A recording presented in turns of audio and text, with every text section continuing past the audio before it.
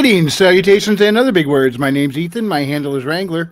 Welcome to Frequency Studios, weekly wing it number 150 here on Rumble and YouTube. And starting it off with us tonight is that awesome space pug that we all love, Mr. James Esparza. Mister, hello, dear world. I have come to visit your planet to talk about media and to scout out positions of weak points to take over one day. Thank you for hosting me. Yeah. How well does that go? I mean, do you often have to do battle with the cats, or? Not often. The cats are easily amused by the lasers. Our ships have many lasers. Our ships have many lasers. Usually they look at the pretty things for 5 seconds and splats. They're all over the place. Ooh, shiny. What's up, Christy? Hello, Christy. She says hello to us both. Bark, bark. Yeah, is she in league with the space pugs? No one's in league with the pugs except for the pugs. We are the most ultimate creatures across the entire galaxy, and we need not the aid of nobody except our slaves. Well, do the pugs at least get along with the wolves? The wolves. We don't know. There are no space wolves. You see, wolves have never risen to sentience. They're dummies. They kind of stay right where they are on Earth, smelling each other's butts, doing whatever it is a wolf does. We'll make sure that there's room for them in the future. They don't seem to take up the civilized portions of society where the true power is. I thought you might show a little preference to your fellow canines. Fellow canines, please. Do you show preference to all the humans in the entirety of the world? It depends on what they look like. Well, neither do we. And that is why there are no fellow canines. There are pugs, and there are those who are not pugs. Christy says, I smell no one's butt. It's a wolf thing. It's not propaganda. Yeah, I'll be honest. I'm not a fan of everything going by the @ whatever their handle is. I miss their actual screen names. Kind of reminds me of that movie, Hackers. You remember that movie, Hackers? Angelina Jolie? Yeah. That one. I remember seeing kids all smoking in high school. It's like, hey, you need to get me a handle. You're nothing without a handle. Like, wow, huh? Like, who came up with that genius piece of writing? Trying to predict the future there, pal? It made sense to me because I was on a CB radio a lot at the time, and we all called each other by our handles. Exactly, right? Like, that's been around for a while. Like, a while. What was your handle, Wrangler? Was it Wrangler? You were the Wrangler back then? No, it was Alley Cat. Alley Cat. Woo. Yeah. What inspired that? I had a cat. I liked my cat. Just the alley? Mind your home? So, you've been digging into some Norse mythology lately, huh? Yes. There are many videos covering the subject matter. I've been following a gentleman by the name of Dr. Jackson Crawford, who specializes in the linguistic side of things. So, like, sort of translating the Eddas, the prose Edda, and the poetic Edda. So it's been a pretty good deep dive, and there's a lot of, I wouldn't call them maybe misconceptions. There's a lot of things we kind of just assume about the Norse these days, you know, the Norse gods as they were called. Now, what did you find that was most surprising? Like, you looked at it and went, wow, I would have never guessed that, or I would have never even thought of that. The most surprising, probably dragons. The Norse dragons were more like just really big snakes. When they said just like such as Jormungandr. Exactly. Think Jormungandr. The gigantic snake that I think they depict him in the Ouroboros eating his own tail. Is that supposed to be him? something like that. I don't think that's. No, I mean, it might be a similar concept, but I don't think the two are connected. Yeah, it's a similar depiction of just a snake that's like the size of the world, basically. Definitely in the center of their mythology, but there's a lot of other stuff as well, like sort of.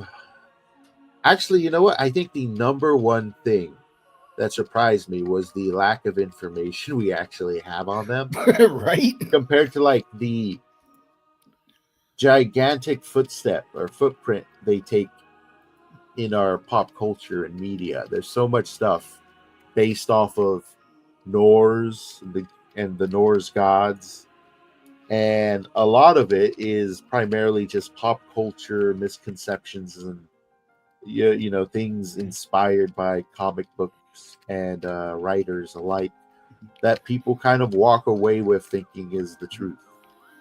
Yeah, and since we're talking mythology, let me change my character picture there. Let me put Bastet up on the screen.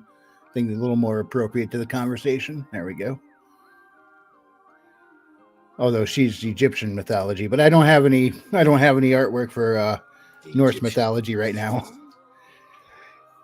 Yeah, yeah. One thing that I was surprised to discover was Hel, the goddess of death, was never villainous in any way that we've seen depicted in the Eddas. Yeah. In fact, she was highly respected by Odin, which is why she was given the position she had. And I believe Helheim was somewhere within Muspelheim. But she was given rule over that by Odin because he respected her and trusted her. Yeah, in a lot of pop culture media, she's depicted as very villainous. In fact, I'm guilty of it myself. The Hela or Hel in my own work, I used her as a villain because, I mean, let's face it, goddess of death, very easy to use as an antagonist with a moniker like that. Hey guys, what's up, Raven? What is the deal with having 2 simultaneous streams on YouTube? Well, it's an option that StreamYard gives us to simulcast in both portrait and landscape. And for some reason, when you broadcast in portrait, YouTube pushes that out a lot more. And as Christy predicted, Geno has arrived. How you doing, King Bawb? Hello, sir. Hey, King Bawb. Yeah, I told her I'd be here. Can you hear me is the question. Yeah. We can hear you. Okay. Yeah, this is completely different. I don't know what StreamYard did, but this is so new to me. Yeah, I decided to try the simulcast to see how it worked. But we are talking, at the moment, Norse mythology and things that surprised us that when we were looking through the misconceptions out there, especially pushed in pop culture.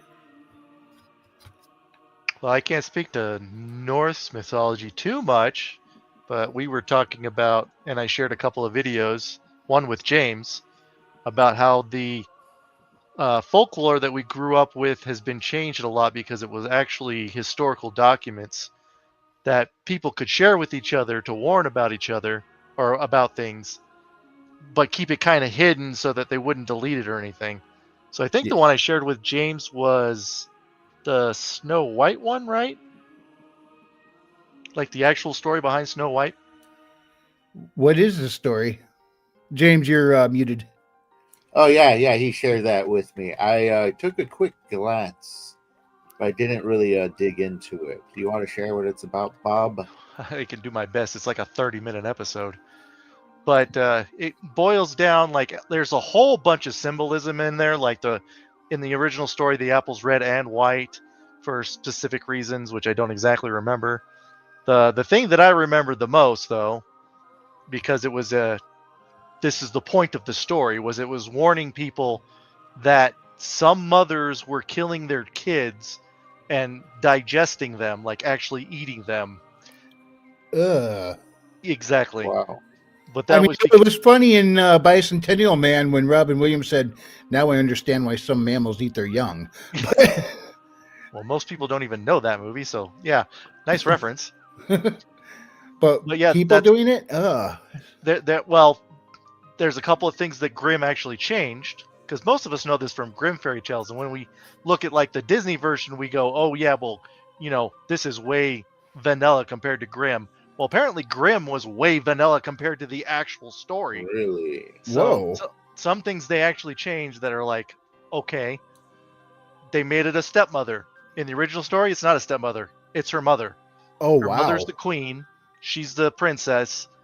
The queen sees that the princess looks better than her, and back then it was all about social status. So she doesn't want the princess to up her in social status. That's why she kills or wants to kill her.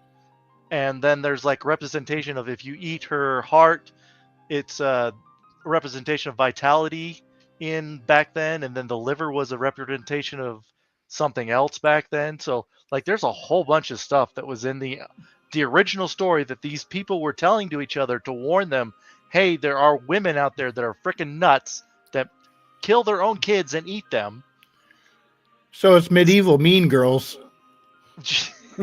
To the extreme, yes. Yeah, it's messaging through storytelling. Where have I heard that before? Yeah, well, that's why I shared it with James. I'm like, hey, you guys do these streams on Tuesday. Here's something you might want to talk about. Yeah. That's insane. I never even had a clue about that. I never heard about that at all. Wow. I can share, like, I watched that one. Let's see, Little Red Riding Hood, Jack and the Beanstalk. Like this channel, they have their niche, and their niche is saying, okay, here's the actual history. This is what we've discovered, and a lot of them you're like, okay, that's really messed up. The Little Mermaid, that was another one. The Fables. Yeah, it's been kept secret how evil and vile some people are. Yeah. Speaking of messed up things, to bring it back to mythology, I assume everyone here is familiar with one of Loki's kids. One of? I'm particularly thinking of the horse. Yeah, the horse. Yeah, Loki turned himself into a female horse, got knocked up by a male horse, and gave birth to a 6 or 8-legged horse. I believe it was 8-legged. Yeah, and then he turns back into his regular self, takes his kid, this 8-legged horse is his kid, and gives it as a gift to Odin for him to ride around on. Like, what? What kind of mushrooms were the Norse eating? There's this interesting story where Thor stops by this dude's place, and he tells him to stay for dinner. So Thor says, all right, because like his chariot's actually pulled by goats. He takes his goats and he slaughters them. And he says, you can eat the meat of the goats, but don't break the bones, because we're going to pile them up. That's right. I remember. We're going to pile them up tonight, and then we're going to bring them back to life tomorrow. Mm-hmm. And the kid breaks the bone to get to the marrow inside. Which was, if I remember correctly, that was prompted by Loki as well. They pile up the bones, and then it comes to life. And one of the goats has its leg broken. And because the leg was broken, Thor was pretty fucking pissed off. So to make amends, the man basically gives his son and his daughter to Thor as slaves. And they go on some adventures. Yeah, and even though they were technically slaves to Thor, from what I understand, he ended up raising them like they were his own kids, and he actually loved them and took care of them. Or is that one of the nerfed versions? I never came across that information. Yeah, me neither. I don't know. That's the thing. Like, there's so much interpretations of this. I've just been watching the one channel where they pull all their information from the Eddas, and that's it. It's like, this is what we know of them. Yeah, there's a YouTube channel I like to watch called Thor Talk, and it's about Marvel's Thor, but the guy who does the channel is a big fan of Norse mythology. He gets the proper pronunciations. He reads the Eddas, and he points out in stories where it's referring to some of the original Eddas.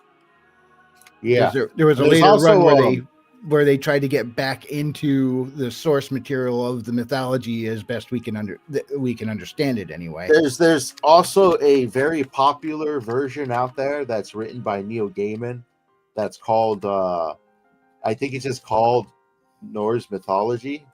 That's all it's called, and it's heavily embellished. A lot of it is very embellished, and unfortunately a lot of people like quoting that as actual fact when Gaiman himself basically came out and said that it was more of like turning them more into campfire tales than anything and filling in the gaps with his own stuff.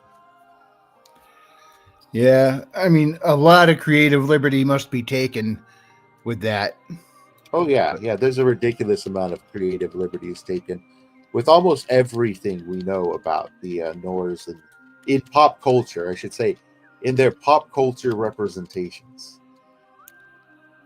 Yeah, and King Bawb just sent me the link to the Snow White story he was talking about.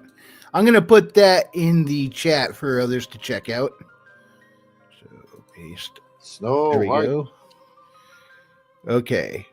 There we go. That is the link to, it's called The Disturbing True Origins of Snow White on the YouTube channel called The Lore Labyrinth. So there it is. Link is in the chat if anybody wants to take that, bookmark it, check it out. Yeah, just looking at their other stuff, they have Humpty Dumpty, Jack and Jill, Jack and the Beanstalk, Alice in Wonderland, Rumpelstiltskin. Rumpelstiltskin, don't trust anything that dude says. Sleeping Beauty. Yeah, but speaking of Jack and the Beanstalk, that they got the giant living in the clouds. But y'all know who my current favorite giant is, right? No. Hey, I'm coming, boys. Paul Bunyan. He's 63 axe handles high with his feet on the ground and his head in the sky. Hey, Paul Bunyan.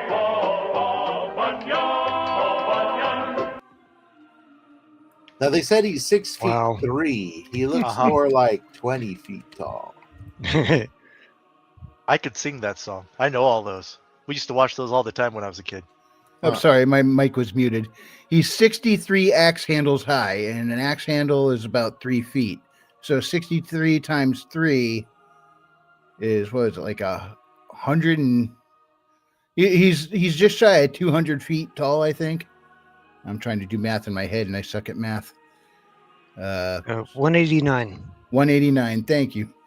Huh. Yeah, so that's pretty tall. He'd probably die Just a by little his bit. own weight.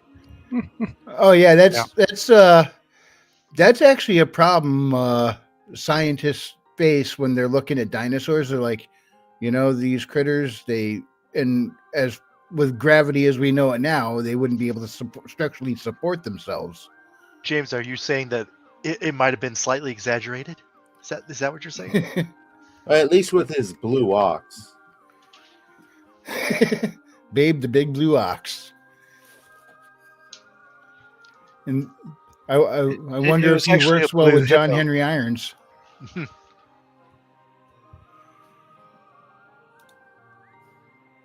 What did Chrissy miss? Oh. Didn't I send that to you, Christy? I thought I did. I wouldn't know. What Troy has joined us. Welcome, Troy. How you doing tonight? Hey, Troy. Yeah. Yeah. So lots of misconceptions, lots of new mythologies like Paul Bunyan, Western mythologies, many of them unfortunately forgotten. It actually reminds me of a Disney film, Tall Tale. You guys watch that one? I think that's what that Paul Bunyan clip is from. That is what Paul Bunyan is from. It's Tall Tales from Disney. Yep. Okay, yeah, but they made a live action one. Oh, did they? They did.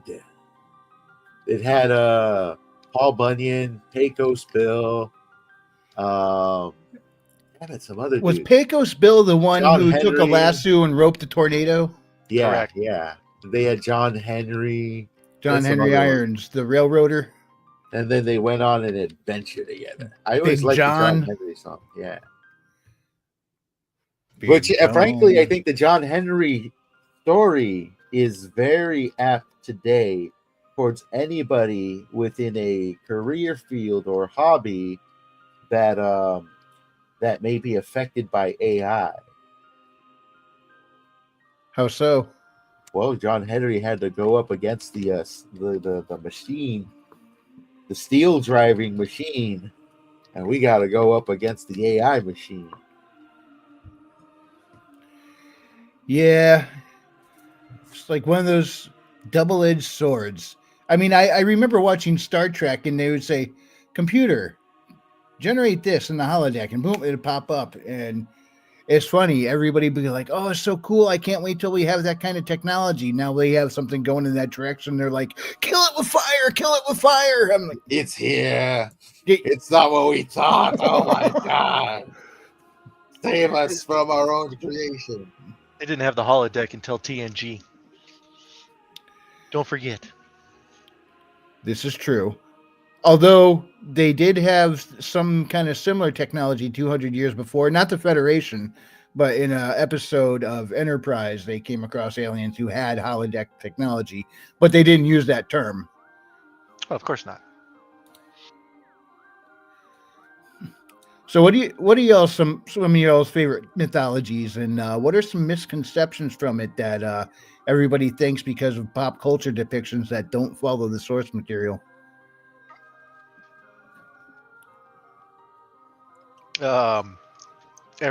Basically every Hollywood version of Jesus Christ. Oh boy. Oh boy. If you want to go that route. True. Well, I consider him history, not mythology. Fair Plus enough. the Crusades. But some of the things they Crusades, say about yeah. him are mythological, so You got a point there. I would lean more towards the term miraculous myself.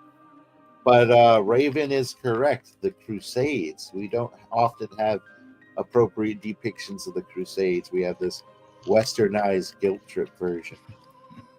Yeah. Now speaking of the Crusades and mythology, I read somewhere that that the god Baphomet actually originated from the Templars and the Crusaders. I don't know. I couldn't find more beyond that, just some rumor.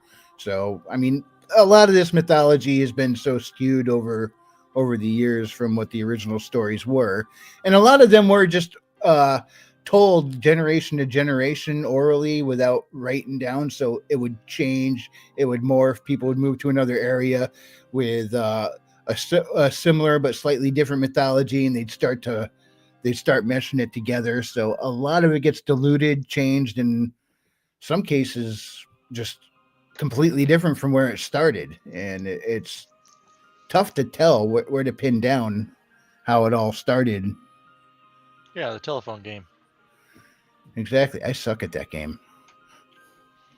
But I think everybody does. It's kind of the point of the game to make you see that. I didn't suck at that game, but the people in front of me sucked at that game. Yeah. Yeah. What are some of your favorite mythologies, and what mythologies did you guys find most inspiring for some of your writing? Honestly, I would say almost a depiction of the West is mythological. Just because of how much, well, I guess mythological is not the appropriate term, but just how much it sort of depicts from the actual Wild West. It might as well be mythological. Well, yeah, but all mythological stories come from some kind of truth. It's a way to explain stuff you can't quite understand, which is why it's kind of unfair to say anything is not historically or historical. It's actually mythological because they're kind of the same thing. Yeah. So James, you said a lot of the West inspired some of your writing. Yes, sort of like the particularly, I wouldn't say like a lot of it inspired my writing, but I pull a lot from sort of the Native American warriors because they were both brutal, yet they had this spiritualism about them, and sort of how the separate tribes conducted themselves, their preferred combat rituals and particular weapons they used, and some combat tactics. There's a lot Counting to pull coup. from there. What was that, Raven? Counting coup. Expand upon yourself. So I don't remember whether it was the Sioux or the Crow counted coup. Like whenever they would ride into battle, they would touch an opponent at the beginning of a battle and then touch the opponent at the end, and that would allow them to count coup. And they would the different feathers meant different things. Like an all black one was the warrior had been wounded during a battle. There's different cuts in like the more mostly white with the black tips and stuff. And the different cuts would mean different things. I don't remember. It's been a long. It was a little. Yeah. I was a little kid whenever I read the book. So And there's a bunch of tribes that have different sort of like rituals and stuff that it's just as interesting. Like what is it? Which tribe was it? I forgot which one it was particularly, but they had instead of actually having just javelins, because a lot of them had like these really long javelins they'd horseback fight with, they'd actually have hooks so they could hook their enemy, and that was sort of like their preferred weapon. And they didn't really believe in retreating that often, so a warrior would dismount from his horse, he'd wrap a red ribbon to his leg and a red the other end of the ribbon to his hook, and he'd stab it into the ground, and that'd be his stance. Basically, I'm gonna win this fight, or you're gonna kill me here. So there's a lot Talk about hardcore. Exactly. There's a lot of this warrior code stuff that's separate between tribes. They each had their distinct culture and rituals. Now, Christy is in the chat. Christy, I think you're very knowledgeable on Native American mythology. You have quite a connection to it. So if you got anything you want to throw in the chat to bring to our attention, please do.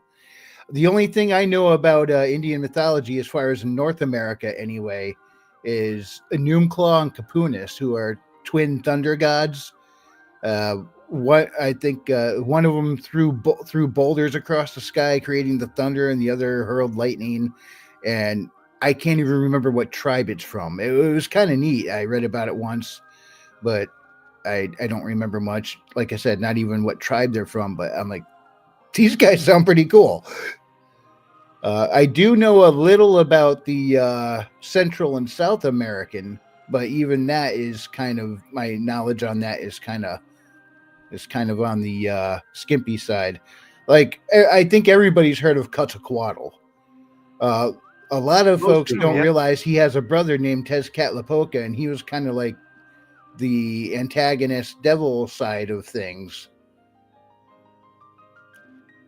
And then I went looking into Muisca mythology and some neat stuff, but I can't even figure out how to pronounce their names. And that there's as we don't have records on the Muisca mythology anywhere near the amount we have on the Incans, Aztecs, and Mayans. Yes, that's a lot of very interesting culture from the South Americans. It's a lot of interesting culture here, man. It'd be nice to see it more explored in media, but then at the same time, media being what it is, maybe not. Now, a tough one to look up is African mythology, because when you try and look that up, you end up with Egypt. But finding the sub-Saharan mythologies that can be difficult. James, you sent me a link to some of that a while back of some of the sub-Saharan mythological stories. Yes, I gotta dig that link back up. it's not a lot of mythological stories. It was a book that what was the title?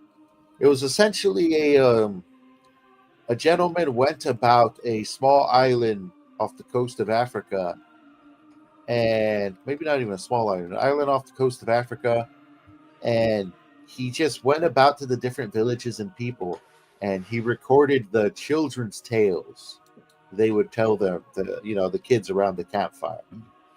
What was it called?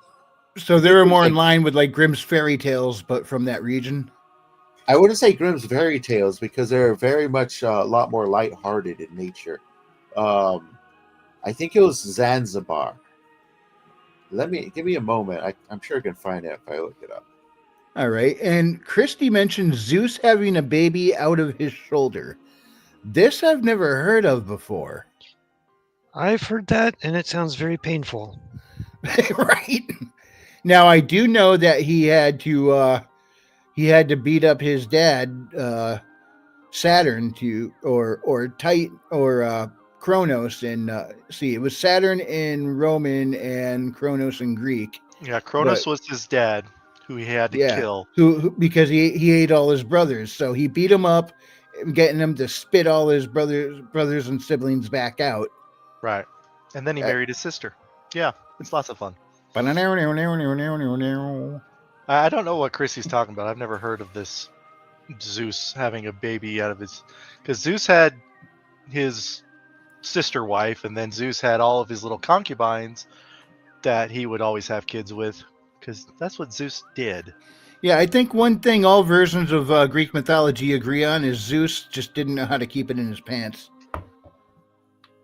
Well, Christy says I enjoy skinwalkers. That's something I heard is a misconception, people using the term skinwalkers wrong. So if you can fill us in on what skinwalkers actually were in the native mythologies, please let us know. And she follows up saying he also had one out of his knee. This must wreak havoc on his joints. I think she's talking the other way around. Because I think that's how the Titans had their kids, not Zeus. So I think that was Kronos that she's thinking about. Yeah, and really the difference between the Titans and Zeus's crew is just a generation. They weren't like different factions altogether. I think they were just like Kronos was one of the Titans, and that's Zeus's dad. Mm-hmm. So right. Okay, so I found the book. It's Zanzibar Tales, told by the natives of the east coast of Africa. You could find the audiobook on YouTube, read by a litany of individuals. All right. I know what I'm listening to while I'm at work tomorrow. Yeah, it's tales that they tell their kids. So Zeus gave birth to various ones in different ways. Zeus gave birth to their daughter Athena, but lacking the proper feminine apparatus, he gave birth through his head. Zeus had already promised to grant Semele her every wish, and thus was forced to grant a wish that would kill her. The splendor of his firebolts, as god of thunder, destroyed Semele. Zeus saved their unborn child Dionysus from the womb and kept him in his thigh until the baby was ready to be born. I will name it Junior.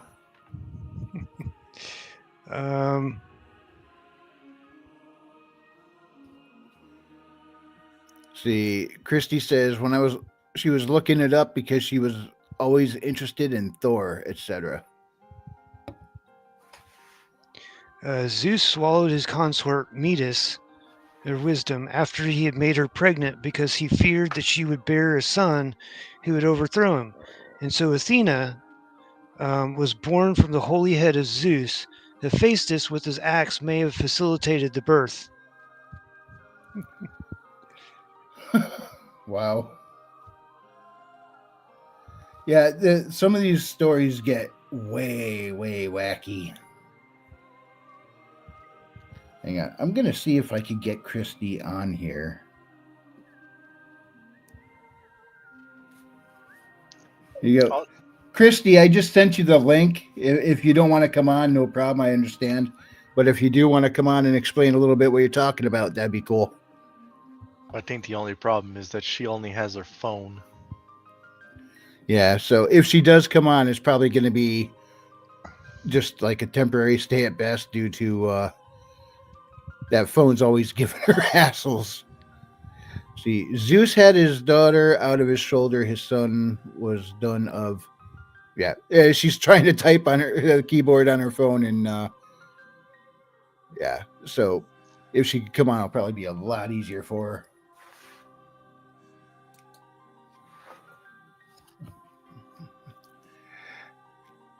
her. Raven, what is your favorite pantheon of mythology?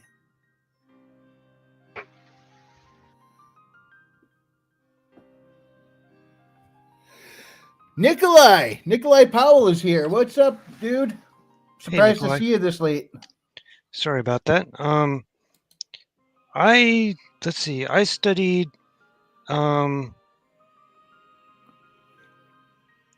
Greek and Roman mythology. I studied. Well, they're one and the same, really. Yeah. Kind of. They didn't start out that way. It was kind of like it was one of those. As they interacted, they started mingling the myths together. Right. As Roman conquered the world. Yeah. And then I also, so as a kid, my parents made us read books, and so we'd go to the library a lot. Hey. Don't mind me, I was cleaning and laying down at the same time. So your parents made you read a lot of books. Yeah, and I ended up getting the particular library had a bunch of different books on various native Indian tribes, and so Sioux, Crow, Cherokee, Navajo, etc. And so I just read about their different whatever the book was about, because some of them went into just generalities about stuff, and then others went into very specifics on one or two topics. And so it's just most of them were kids' books, or were at least in the kids section, so I was able to pick them up and read them. But some of them had some mythology, but more of it was, that they worshiped the animals, and more of a spirituality thing with the animal spirits and such. Yeah, you ever hear the story about how the seasons happened because they weren't paying enough attention to the sun, so the sun started staying more on the opposite side of the world, and then so the days on this side got shorter and shorter. So one of them made a net, cast it, caught the sun, and said, "Hey, why haven't you been around so much?" He said, "I've been visiting with people on the other side of the planet because you guys weren't talking to me." It's like we miss you. Please come back. So he agreed. I have to see my friends on the other side. So that's how we got summer and winter, because one part of the year, sun's spending more time at the opposite side of the world, and the other time of the year he's spending time over here. Interesting. Yeah. Pretty wild. Now, Christy, descending from the Indians, you probably have a lot more knowledge on this stuff than some of us. A little. Yeah, so like... what are some of the misconceptions you're aware of out there of the folklore that people tend to get wrong? That the Thunderbird, for one, the Thunderbird they think is a dangerous animal, but the Thunderbird is kind of like a harbinger, kind of like the not the Jersey Devil, the Mothman. Comes at times when there's going to be a lot of death and strife. And then, of course, skinwalkers. I've always had a thing for skinwalkers. Now, can you give us an explanation of the skinwalkers? The skinwalkers, there's different ways you can become a skinwalker. One is if you die a horrible death, being betrayed by somebody, then you're a permanent skinwalker, kind of like a zombie almost, and you just go after the living. But other skinwalkers, you can when I was in Oklahoma going to the powwow, and on the way there, we just got into Oklahoma, and you could see lightning strikes. Sorry, I'm talking with my hands. Oh, that's cool. You can see lightning strikes going from one side and landing in another area, and then one back and one forth. And supposedly that was how the skinwalkers traveled to different tribes at the time. Hey, I work in automotive distribution. Can we utilize that for transport? That'd be All right. not only would that be awesome, it just sounds like fun. Minus the becoming a skinwalker part. That sounds like a fun transport. You know, if you're not dead in there, you're a skinwalker. That's totally different. It's basically like being a werewolf. So kind of like lycanthropy.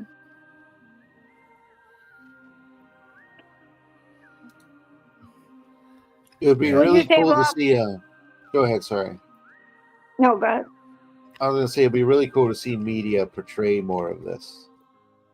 It would. It really would. I mean, they have movies about skinwalkers, but they're like Just they're horror so flicks. far out of base. They're just they boil them down to like a monster of the week sort of creatures. Yeah. Hey, leave my Louis Diamond movie alone. Whatever the frick's first name I is. mean, you can have it. Just call it what it is.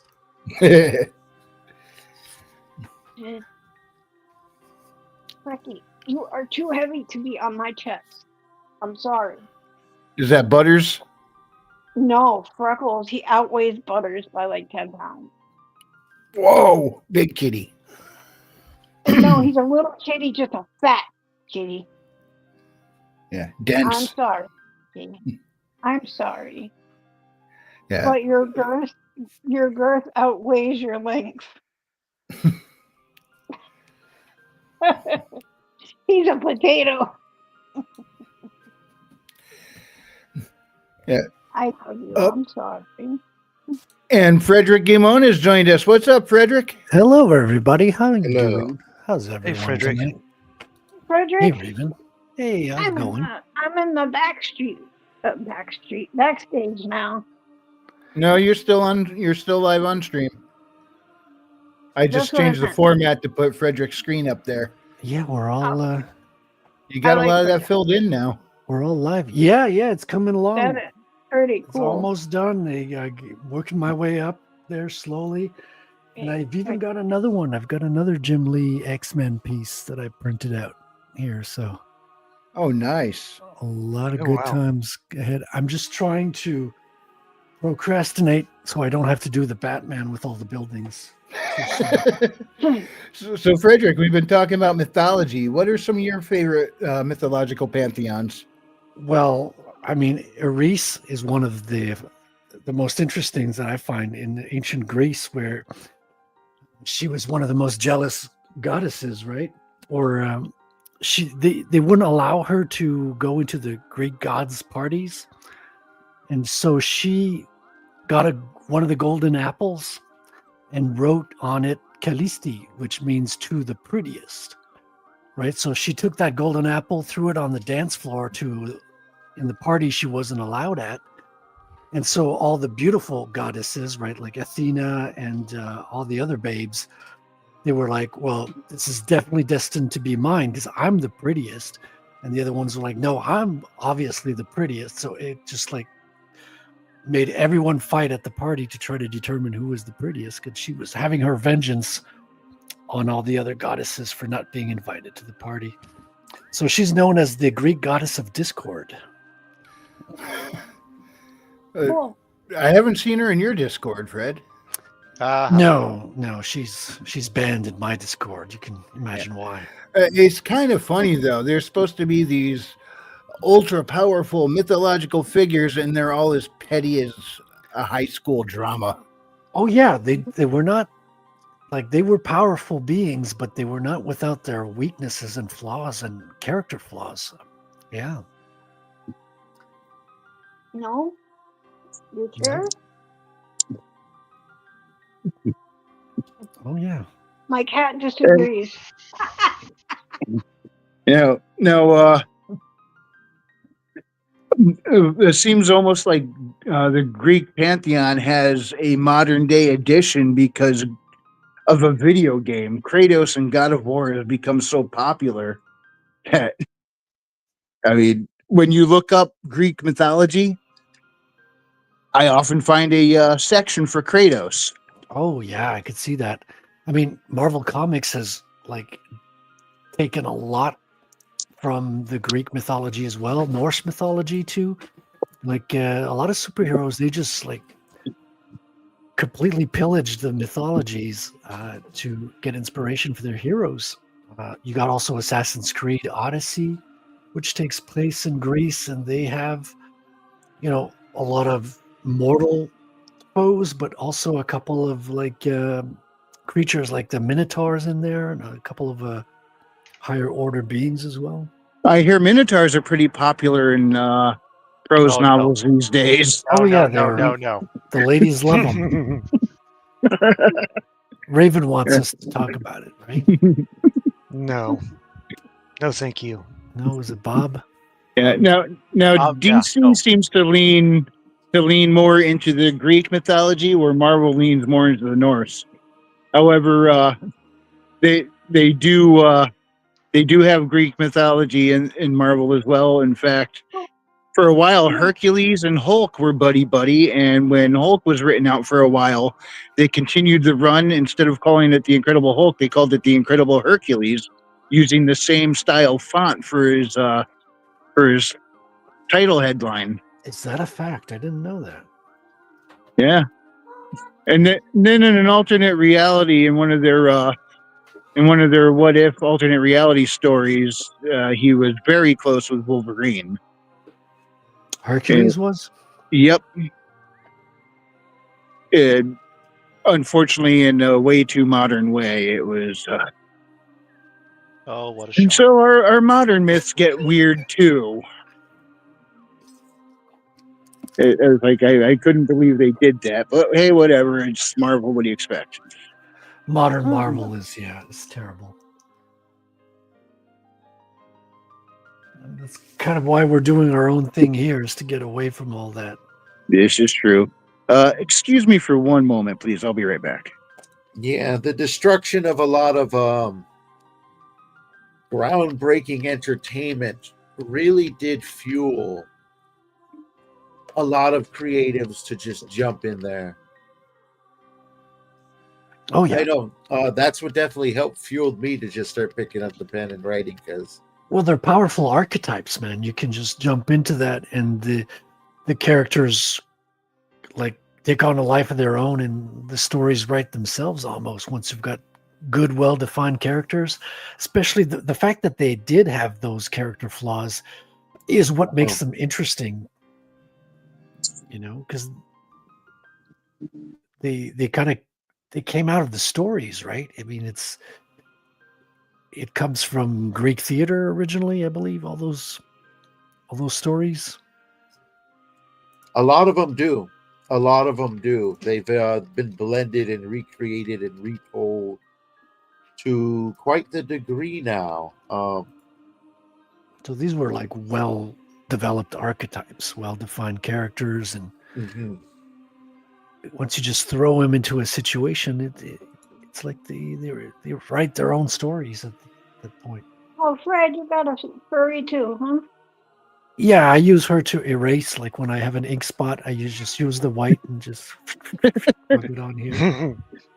Is your cat's name Whiteout? Yeah, exactly. Yeah, the cats are invading the stream tonight, but considering the whole theme of everything I work on, what do you expect? Yeah, it's all on theme.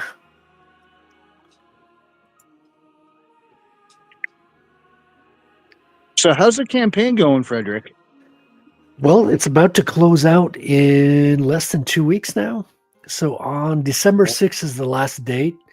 We're supposed to do a closeout on the Commandos. I just did a writing for a final trailer that I want to push out towards the end of the campaign, trying to give it one last push for people who haven't gotten in yet. So I'm prepping a second trailer, which is going to have updated artwork. I've got a lot of color artwork from my artist, and I'm going to be using the same theme song, but doing a new video. I've got new texts to go over it that I've been working with Sean Salter of the Salty Show. So he's done a lot of work in advertising. So he's helped me get, a nice bit of short text that'll be a punchy trailer. So I'm working with that now, and probably be able to push that out this week, I think. I just need a good voiceover artist to help me with that. All right, and since we're talking about that right now, I'm going to run your current trailer real quick, and when we come back, I got a mythology question for you about connections, if any, to your own work. So here we go. Interesting. Oh, okay. Thank you all so much for coming on tonight. I really appreciate it. I especially appreciate Frederick Gaumont. I'm just going to call him out tonight because, I don't know, I want to make everybody else jealous. And also, he's got a great name. Thanks for coming on, everybody. Frederick Guimont. Okay, that is actually a really cool scene. I really like that. That's cool. Damn. That looks really cool, Frederick. Frederick, what are you working on right now, man?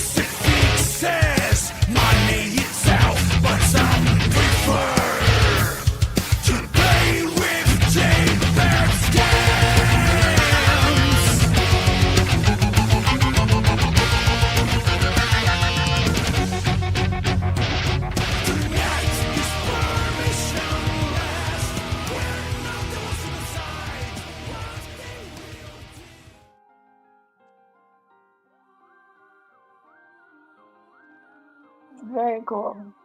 Now, I'm glad you're keeping that same song because that rocks. And sometimes I play your trailer just to listen to it. Oh, dude, that's so cool that you say that. I'm going to be having that artist who did the music on the show on December 2nd.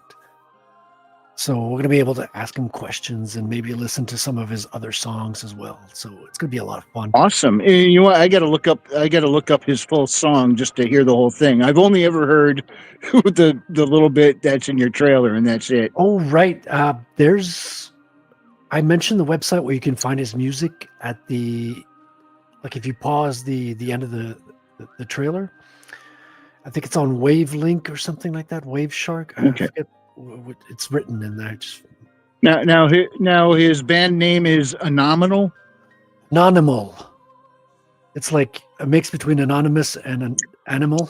So it's Anonymal. But anyway, my question for you, since Yes, I sir. do know your comic has some slight mystical elements to it so far, It does, yeah. I was wondering if it was ever going to branch out and connect with some of the mythologies that are familiar to people in general. Oh, interesting question. Because we do have like a character that's kind of an imitation Medusa, right? She's not a full-on Gorgon, but she's got the powers of voodoo that her grandmother kind of taught her. And so she turned herself into a Medusa. But she's not linked to the Greek pantheon and all that. And the other kind of characters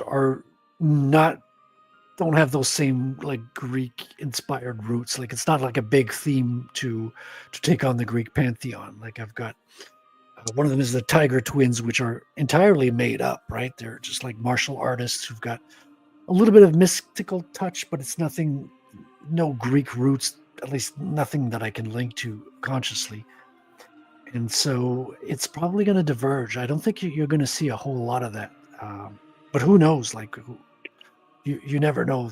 I mean, when you're writing stuff, you can be surprised as the writer. You can surprise yourself as well, like by bringing up ideas and stuff. Oh, absolutely.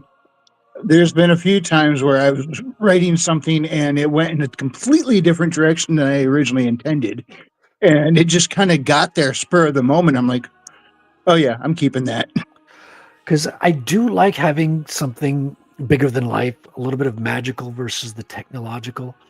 I didn't want it to be just a Bitcoin story because, it could have gone that way. I could have gotten just made it about Bitcoin memes and stuff like that. But that's not where my mind was at. I wanted to just have a real superhero story that felt kind of like old school Marvel. You had really fantastical villains that are just larger than life and are just, very campy and very outlandish. And that's why I got those designs and those ideas. That's kind of where they came from. It's very inspired from the old school Marvel stuff. And King Bawb, that song did pop up in my mind too. I just thought I'd spare everybody the pain of listening to me sing. What Babe? Babe with the power?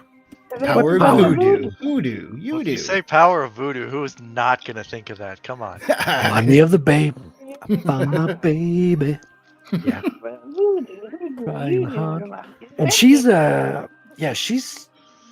increase her power, she needs to eat animals like cats and stuff. So she's going to be going after the cats in the story, which is, hope they. Hold on. Did you say she eats cats? Yeah, of course. She's Haitian.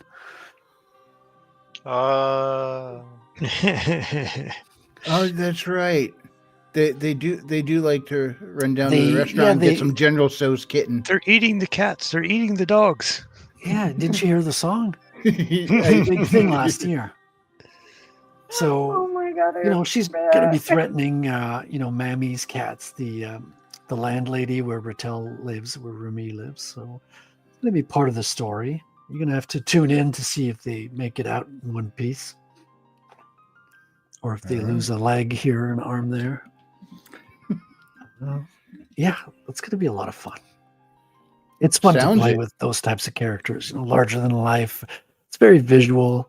But at the same time, the second book's almost more interesting because you start developing the characters a lot more. The first one, you're kind of forced to give a little bit of the origin of the characters.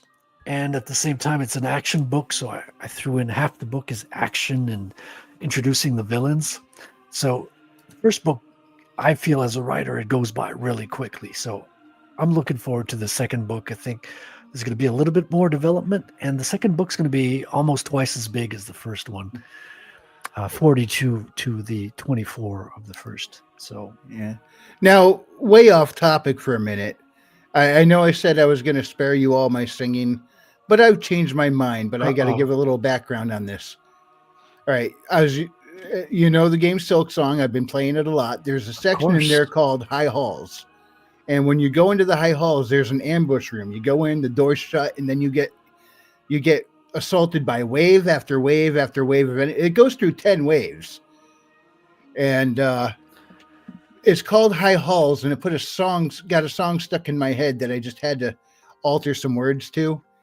And so this is the seven dwarfs when they get off work and run home in hopes of finally beating the High Halls arena in Silk Song. Here we go. High halls, high halls, high halls, high halls, high halls, high halls. These thugs have got some balls, but I'll kick their butts and prove their chumps. High halls, high halls, high halls. That's pretty impressive. I couldn't help myself. Did you record yourself 4 times to get that overlap? There's 9 or 10 different recording sections I had to jostle around and put in place. That's a And lot then some of them were so off key. I'm like, no, I gotta just mute that one. But That's like when I cool. had like at one point, there was like 5 I had lined up, and I was playing it, and some of them were a little off, so I was going through hitting mute on some of the lines and getting until I had the best sound I could get out of it. But I couldn't help myself. It was so stuck in my head, I had to do it. Oh, you got to let that out, man. It's just what being an artist is all about. Yeah, You it gotta was a little time vomit that. consuming, but Yeah. Well, that's life. I mean, that's the life of an artist. And I learned a fact about Snow White, like in the past month, that is kind of shocking. Actually, is apparently she never really does wake up.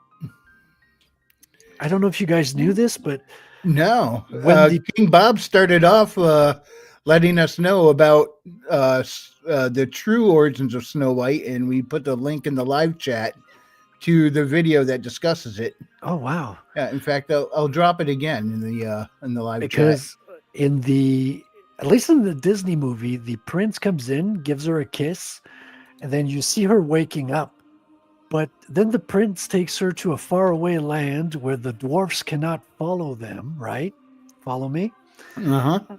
And they go to a castle in the clouds. So she's dead? That sounds like she's dead. Right. Yeah.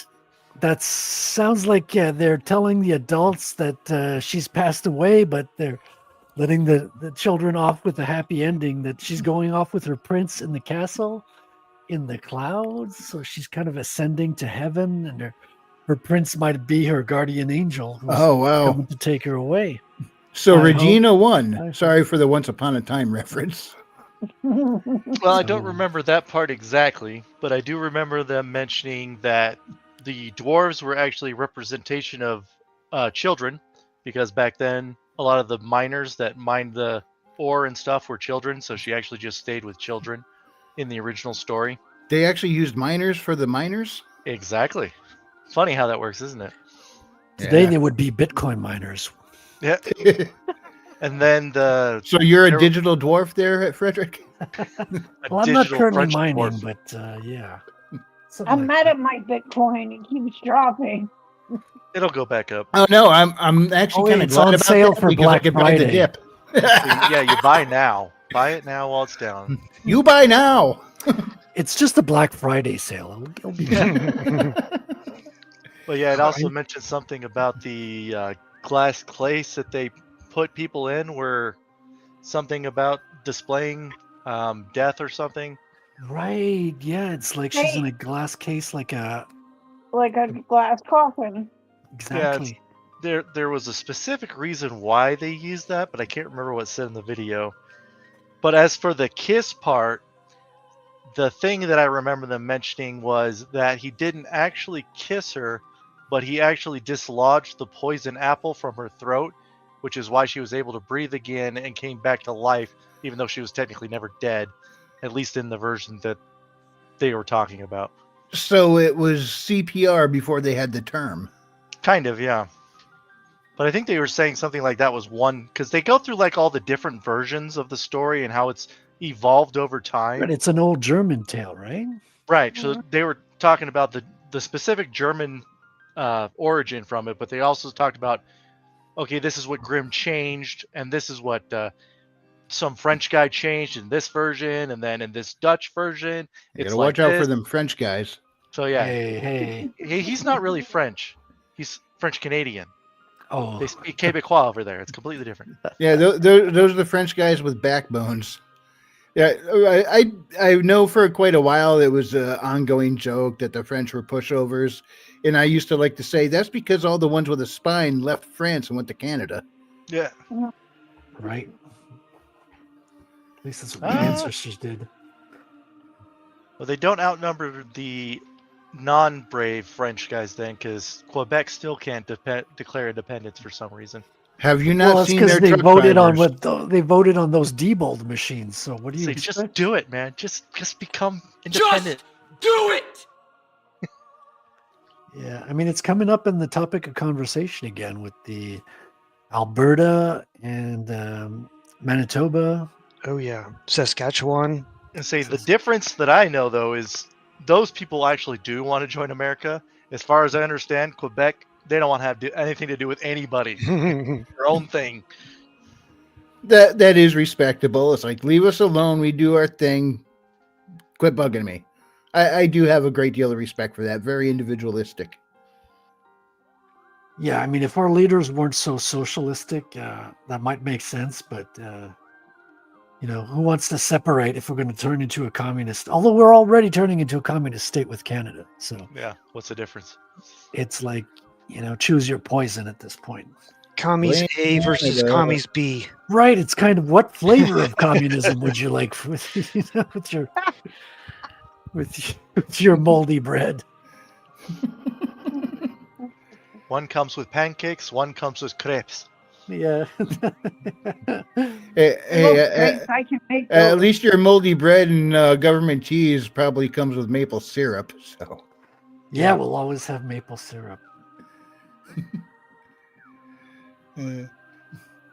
So I'm sure you guys have seen the news that they've announced the casting for Zelda and Link in the upcoming Zelda movie, and they do look the part. And Zelda's being played by a woman? Yeah, and the SJWs are losing their mind, which is kind of weird because Hunter Schafer was never in talks with Nintendo for the part. That was just like their meme or propaganda or something. Yeah, I think it was his promotion. Yeah, his promotional or talent agency or whatever yeah. floated the idea to get him going. They took a picture of him from one particular angle where I will admit looks the part, but only from that angle. You shift the camera just a little bit and it looks more like Link. I mean, this is very clearly a dude. He was never in discussions for the part. So when Nintendo announced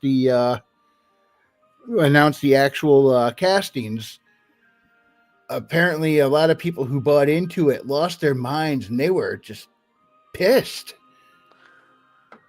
Some were going, it should have been Hunter Schafer. Others were going, that's not my Zelda, blah, blah, blah, blah, blah, blah, blah. It should have been Hunter. It should have been Hunter. Well, excuse me, princess. And most of them were bots and people from India. Exactly. I just finished playing Legend of Zelda, the first one on NES yesterday. I just beat Ganon yesterday. Oh, nice. Are my clips not playing?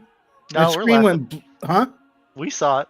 Okay, my screen went black and I had no audio to it. Oh, I didn't see anything, but I was staring at my art table, so that could be why. Yeah. And I had been waiting for a chance to play that clip, and then it plays, and I'm like, I got nothing. Finally, it's relevant. Let me. He did bring it up, to be fair. Let me try that one more time, see if I get it. Well, excuse me, princess. Okay, it worked on my screen that time. That was weird. So did you guys know that the Zelda in the first game and the Zelda in the second game is not the same Zelda?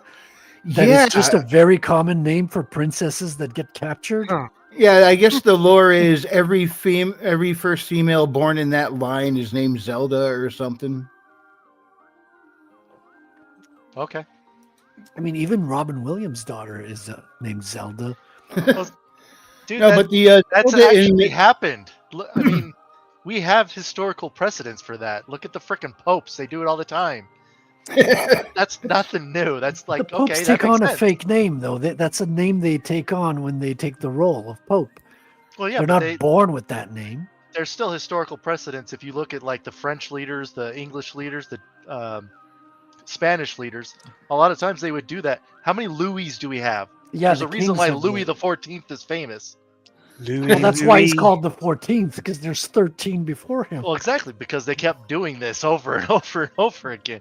So saying like every princess is named Zelda, I'm like, okay, makes sense.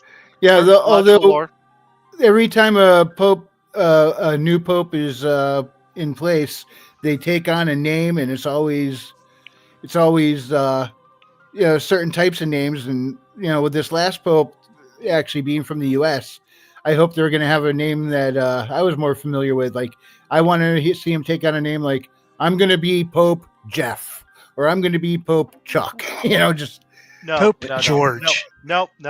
Because of his history, the only option is Pope Ditka. Obviously. Stop, Bears. the Bears. Yeah, Actually, I think he's a baseball fan, so that doesn't actually work. As long as they still have the Pope Mobile, I'm okay. That goofy little bulletproof mobile, that looks like it belongs on a Mario Kart track. Oh, dude, that's such a missed opportunity. Well, I mean, we kind of have that stuff in Twisted Metal, so. I was Yeah, just that's gonna true. say that. I haven't played that. I liked playing the second one a lot. I always played Spectre. I know I could cheese my way through things, go behind a building, and just start blasting. See, that was the first one I had of Twisted Metal, was the second one. And I was shocked and elated to learn that I could put that in my CD player in my car and listen to all the audio tracks. Oh, 'cause they wow. were in MP3 format, and my car played MP3s.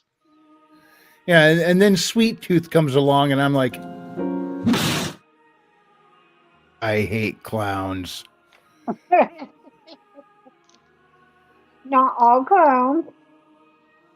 No, I played. I can't stand clowns. I have no problem with the people portraying them, just the concept of clowns, the look of them, all that. I just they hit me wrong. Well, apparently the Nephilim looked like clowns. There's a whole YouTube channel about that. Hey, not according to last week's episode. The Nephilim are giants. Didn't you catch that? Or no, dinosaurs. They were dinosaurs. Those are the descendants of Nephilim. Oh yeah, that's right. giants. That's right. Yeah, I do remember that. That's one of Patrick's theories, is that all these dinosaur bones were actually Nephilim bones, and they put it together as animals to like throw us all off. I don't agree with that. I could see how some if they were there, some bones could get mistaken for that, but overall, no. There's how did they get the short arms? The little I know T-Rex arms. somebody else who thinks exactly that way. That there's no real dinosaurs, there's no outer space, there's no. Never mind. We won't get into that Yeah, one. that was last week's discussion quite a bit. Oh, was it? I Yeah. should have been there last week. I think you Yeah. left Oh, wait, before that. It was my shot last week. That's why I wasn't here. Yeah. But I mean, it's still interesting to have those conversations. There are some things that I found quite interesting. Other things we're just not going to agree. But my personal stance on the dinosaurs is, gravity as it is right now, they would not be able to structurally support themselves. I do think gravity must have been different pre-flood, or else those critters would just be like, yeah. You ever see that show, My 600-Pound Life, where they're stuck in a bed somewhere? They're too big and heavy to get up and walk around. That would be them in our current gravity. And they're thinking about bringing back the woolly mammoth. What about the woolly mammoth? They're trying to bring it back. Like No, they they were did with the dire wolves. They were starting with dire wolves first, yeah, before they even thought about woolly mammoths. Yeah, they screw up and accidentally give the woolly mammoth oversized ears and name it Dumbo. As long as they can't fly, meh. What, you ain't never seen an elephant fly? No matter how many drugs I take or how much I drink, I still haven't made that happen. No. Oh, you haven't tried absinthe, clearly. I want to try that so bad just to see if it'll get me a little intoxicated. Actually, it's funny you mentioned that because I cannot get intoxicated at all. I thought about buying that this last week. Yeah, but you have to get the the stuff we authentic. get here in the US. There's a lot of there's a lot of fake. Yeah. Because I don't think you could get it legally now. You have to get it from Europe. Oh, interesting. I did pick up some 100 proof whiskey that I saw. Because they do sell absinthe here in the store, but it's not the hallucinogenic kind, right? I don't know. It's Canadian absinthe. Who knows? No, it's not. You can't do that. It's illegal here. Oh. I got it from a friend who had brought it in like incognito. It just fell off a truck. Incognito. Well, They were in incognito mode. You can't see me, Google. You can't see me. exactly. Dude, 3 shots and I fucking blacked out. It was like powerful stuff. Well, I'm nearly through this Captain Morgan spiced rum. That's pretty good stuff. Yes, Ew. it is.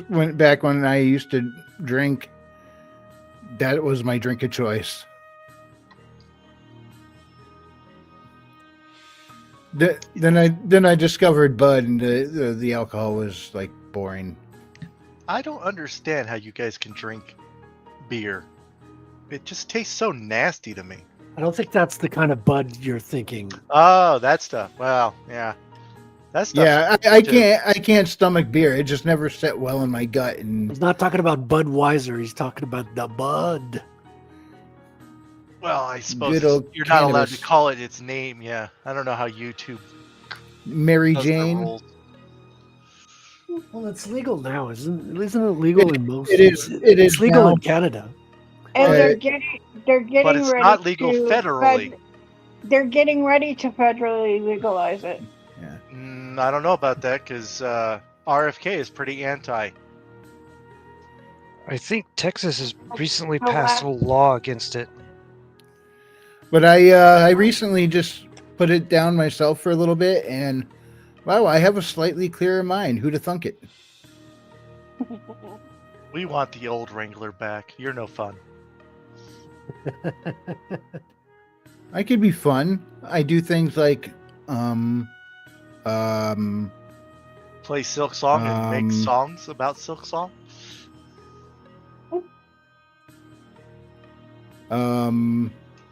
Hey, check out this video.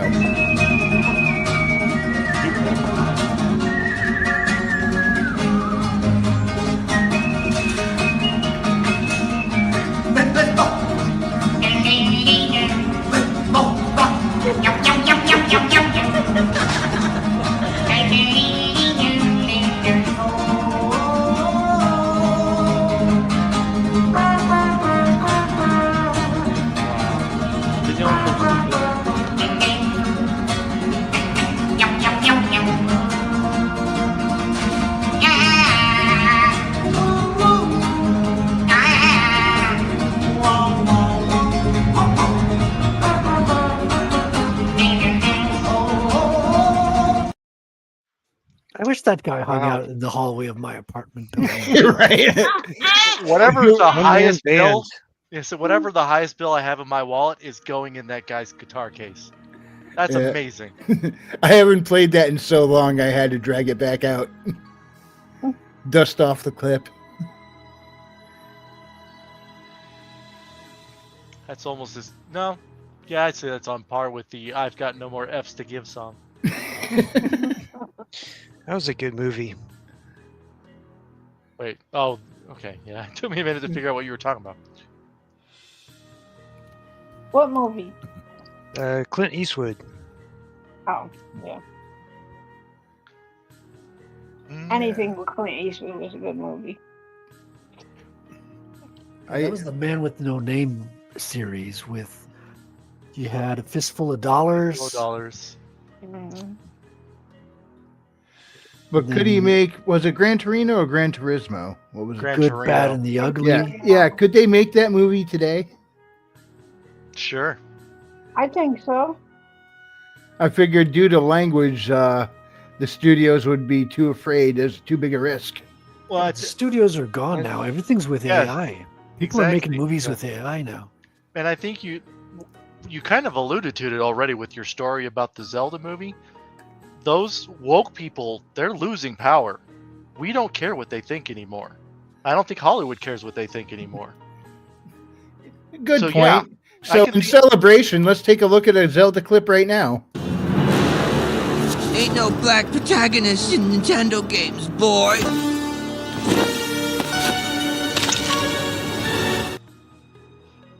Did Belly Bob show up? Where? Clint Eastwood had at least 2 movies that were duplicates of Japanese movies. Only 2? I'm actually surprised. At it's least only 2. At Okay. least 2 that I can, like Toshiro Mifune, and I can't remember the director's name. Both had 2 movies that Clint Eastwood was in, but they also did The Seven Samurai, which was then remade as The Magnificent Seven. Yeah. And it's almost a love shot that for shot, like a movie. fistful of dollars. Yeah. Like so you just replace a samurai with a cowboy, you Yep. replace sake bar with a whiskey bar.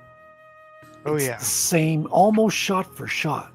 That reminds me of a YouTube video I saw of someone interviewing Clint Eastwood, and he's talking about John Wayne. It is a John Wayne impression because Clint Eastwood was apparently supposed to shoot a guy in the back for his character, and John Wayne is like, "No, I don't shoot a guy in the back. No, you don't do that." Clint Eastwood, "Yeah, I'll do it. I don't care." Well, funny thing is Eastwood, John Wayne, and another guy were asked to be the villains in what is it? The last Sergio Leone movie, Once Upon a Time in the West. Oh, So there's these 3 bad guys at the beginning, and he wanted to do a reverse. So he wanted to have the 3 leading roles of the most famous Westerns and have them be the bad guys in his Western and do he was ahead of his nice. time, right? And they didn't do that back then. They were like, no, we do good guys. We're lead roles and we do good guys. So we're not going to do a bit part and we're not going to do like bad guys, which today would totally pass. Like you see Brad Pitt, actors like that do bit roles that are completely out of their character, but actors have a little bit more leeway and they're less kind of rigid about that stuff. Oh, so they were more typecast back then than they are now. No, Well, I mean it's they not so stuck much to their typecast. image. Right. Oh, gotcha. Yeah. They didn't want to represent bad guys because they actually thought of themselves as someone representing good culture. So that would be very bad to them. Also, Kurosawa is the guy you're talking about. That just came to me. Yeah, That's the Akira director. Kurosawa. And you had, I mean, he did get one actor to do the bad guy, which is old Blue Eyes. What's his name? Frank Sinatra? No, Frank Charlton Sinatra? Weston. Charlton Heston. Charlton Heston is not old Blue Eyes. That's Frank Sinatra. Don't. Well, how he dare had you. blue eyes. He had blue Well, eyes. yeah, but that's not his nickname. Well, just follow me here, okay?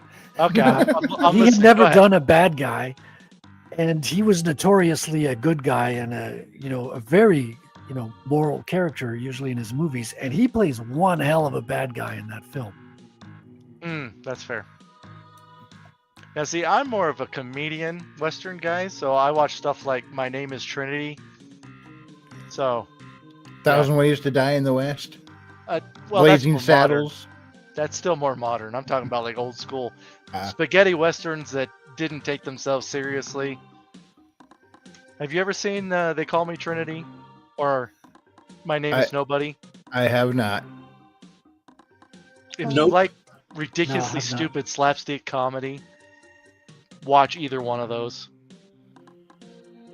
You're They're- about to they're- say something, James? Nope. That's all I said was no. Oh, He was saying he had not seen them. They are free okay. to watch, so you can watch them on. I think I watched them on Tubi or Pluto. I can't remember which one of them. actually, I'm kind of surprised you haven't seen them, James, because I thought you were into westerns. I am, but Well, I'm not really too into I haven't checked out too much comedic westerns. I'm not really a slapstick comedy guy. Let's say these are very Gotcha. niche. Like people don't know. The only reason people know the movie My Name is Nobody is because it was Henry Fonda's last western that he ever made. That's it. Oh, then I think I actually saw that. The other guy is Terrence Hill. I'm a big fan of Terrence Hill. So if you see anything with Terrence Hill in it, it's going to be a slapstick comedy type. Oh wait, he's following him around, right? And he's trying to get the kid to go away, but he keeps following him around. Exactly. And he's trying to make him like bolster Yes. his name a little bit. Yeah. It's kind of a ridiculously stupid I movie, seen that but I one. love it. I seen Okay. that one. Okay, see Yeah. there. Well, like I said, it's Henry Fonda. Everyone knows Henry Fonda. Yeah, and I seen one of his other movies, or at least part of one. I don't remember what the name of it was, but I saw that he showed up in some other movie, and I was like, I've never seen this other guy before. Who is this guy? And I honestly don't remember what the name of the other movie was, but I was like, well, heck, if there's another one out there, I'll watch it. And so I think I fell asleep watching it. I don't even remember what it was about. You know, That funny was part me. is I didn't know who Henry Fonda was. It just showed up on TV. I was like, I'll watch this. Now, is he related to Peter Fonda from Yeah, the it's biker not- movies? Charlton Yeah. Heston I was thinking of is Henry Fonda, Blue Eyes. Oh, okay, yeah. Henry Yeah. Henry Fonda was really big into westerns for a long time. Oh yeah, that's how I knew him. Yeah, he did. I think he's in the movie you just mentioned, isn't he? Yeah, Once Upon a Time in the West, he plays the bad guy in that one. That's right. Yeah, and he like has some weird relationship with the woman of the man he just killed. I think the Well, he name wants that to you steal may her be away. looking for, Frederick, was Angel Eye. Oh, that's the one. Angel Eyes, Yeah. not Old Yep. Blue Eyes. Thank you. Because Old Blue Eyes was Frank Sinatra. And Frank Sinatra Yeah. did play in a bunch of good movies. I say I know my. Yeah, we just had this argument because Iron Seas wants to watch the Manchurian Candidate for their Tuesday show. Oh, And I got mad at 1962. Yeah, I got mad at them because they're like they want to watch the new one with Denzel No, Washington. you got to Like, watch the one no, with Frank exactly. Sinatra. You watched the one with Frank Sinatra. That's the How good one. dare That's you. that one was actually blacklisted from the theater after Exactly. the Kennedy Because JFK got assassination said. because Yep. there was such a strong link with the lone gunman theory. Because the Manchurian Candidate is all about programmable spies, and in 1962 that was not a common topic of conversation. Exactly. Hey, this Canadian knows his stuff. What the frick? Henry I Fonda did was my also homework. in Midway. He was in a couple Yep. of the World War II movies. That's how I know him, actually. You name a World War II movie, there's a good chance I've seen it. My dad was all about those movies. Yeah, my I've dad's seen 'em all. watching World War II films all the time. Oh yeah. gosh, what was the one with the submarine? Q5. Well, it depends. Which one are you talking the about? pink, the pink something or other. Operation Petticoat? Yes. Yeah, Operation Petticoat. Oh, I thought you were thinking about the Yellow Submarine. That's a Beatles song. Let's say the first one that came to mind is U571 Yeah, and that's another good one. Das Boot. Das Boot is Yes, the Das Boot the is good. epitome of submarine movies. You'll never find a better one. Oh, that is a very good one, actually. Yeah, I've gotten arguments on that one too. Was To it the this one day, my with Wolfpack? favorite submarine movie is still Down Periscope. Well, I knew you were going to say that because that is an amazing movie with one It really is. extremely hot chick. I think Zach Lieutenant Dick, you're Galifianakis' first almost movie. out of uniform. I Mhm. think Zach Galifianakis' first movie was a submarine movie. It was. Yeah, he played a. It was about a haunted submarine. One of you knows it. Come on, haunted submarine. Ah, I'm thinking hard. I'm but my drawing a head blank. What was that, Christy? I said I'm thinking hard, but my head hurts. Oh, well, I did Hunt just for watch. Red October. I love that movie. I did Red just watch October standing a by. haunted boot or a haunted boat movie Huh. on Tubi for free. You said a think it was haunted a- boot movie? Are you Canadian? Are you Look- like low key Canadian there? Actually, that would have been German, and I did live in Germany for 3 years. My German's rusty, but I still kind of I remember a lived little there bit. for 4 years. I got you beat. Oh yeah, where were you in Germany? Well, I was born in Lahr, and my dad was stationed in Baden-Baden. Oh, okay. We were in Illesheim, which is near Ansbach. Yeah. I was there, I left when I was 4 years old. Oh, see, that doesn't count. I was there at like 14. It still counts. You don't remember anything. I was just, You were I four. was just ahead of you. That's all. That's why Well- you're jealous. That's like saying I'm like Oklahoma because I was born in Oklahoma. I don't remember squat about Oklahoma. We left like I was like a year. Haters gonna Audie hate. Murphy had a bunch of good movies too. Eddie Murphy? No, Audie Audrey Murphy. Is it Audie or Audie. Audrey? I thought it was Audrey. Audrey, I believe. Because Eddie Murphy also had a bunch of Well, good movies. yeah, but we were talking World War II movies. Yeah. Oh, World War II. Okay, yeah. It's odd my that I my like current so favorite World War II movie is Kung Fury. I don't think that counts. Why not? He's fighting Hitler. Thank you for that, James. Yeah, I Oh. found out that I think it was like last week. I found out that Frequency never seen Kung Fury, so I put it on for him. Take a watch. Are you kidding me? Where have you been? What's it called? Kung Fury. It's only 30 minutes long, and they're coming out with a sequel. Technically. Oh, Yeah, they that- are? The sequel is done. It's in Yeah, the the can. sequel's It's been done for tied a up while. legal issues. It's stuck in Oh, wow. legal hell. When I say coming out, I mean it's still waiting to be released. Yeah. I think the first one I downloaded off of Steam. I watched it on my lunch break once at work. Yeah, the first one's on YouTube. You can just grab it. It's one of the I greatest. think there's a Kung Fury video game, isn't there? Yes, there? I own it. It's on Steam. Oh. Hey, Frederick. Frequency, why don't you play the trailer for Kung Fury for people who are unfamiliar? There's also a Alright. music video for people who are Yeah. unfamiliar. I mean, you might as well play Kung Fury. Yeah, They probably wouldn't care. They don't care. It was a crowdfunded movie, and like the first thing they did was like upload it to YouTube for people to watch. Yeah. Not only YouTube, I have it on Steam, dude. I don't know why, Same here. but I do. Same here. I wanted to be able to download a copy, and Steam was like, here you go. And I'm like, thank you. Yep, I got the video game, the soundtrack, and the movie all on Steam. And I'm pretty sure I have the music video by David Hasselhoff as my favorites on YouTube. And he's got one of the best sidekicks as well, Hacker Man. So cool. Yeah. Oh, and if you're a computer Barbarella. nerd like I am, you see some of that stuff, you're like, oh, that's an Apple II. Oh, that's a Commodore 64. Oh, I had that too. Oh yeah.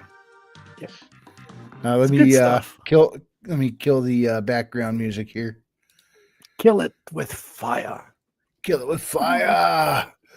All right, here we go. For anyone out there who is unfamiliar, which you probably all are. I was the only one who Yeah, wasn't first of all, familiar with shame it. on you for not knowing this, and then Yeah. enjoy what you're about to watch. Is the sound coming through? Yes. Yep. Good. Hey, you got a permit for those guns? Watch the I got your subtitles. permit right here.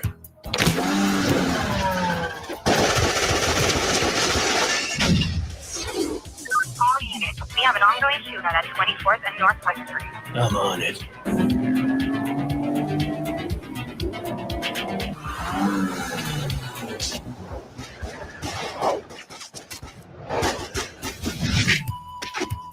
He's a kung fu renegade cop.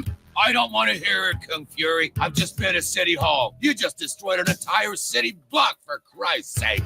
I quit. Now he must defeat the most evil kung fu master in the world, Adolf Hitler, aka Kung Fuhrer. Hitler. He's the worst criminal of all time. I need to kill him. Dead. But Break. that's Oh my German. gosh, Just break. like a time machine. I love the Power Glove. It's so bad.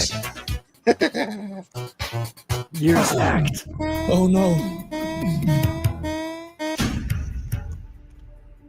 Pack too much Going time. too far back in time.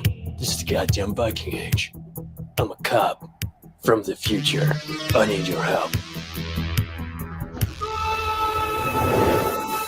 She still had an Glorious Uzi, rip. even though it, you know. That guy's like in his 60s and he is so disgustingly ripped.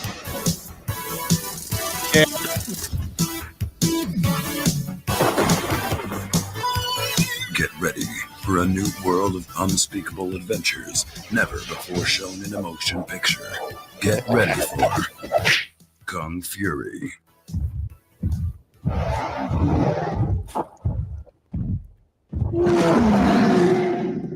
That is so 80s. I'm That a is little the pissed most off. hyped Yeah. I've ever been for a film. Why did they not show the hot brunette, man? She's like the It's hottest one in the show. Well, they can't show everything. It checks all the boxes, you know. They created a few new boxes. The Thor dropping into the lake is what they used for Odin whenever he shows up on Friday Night Tights.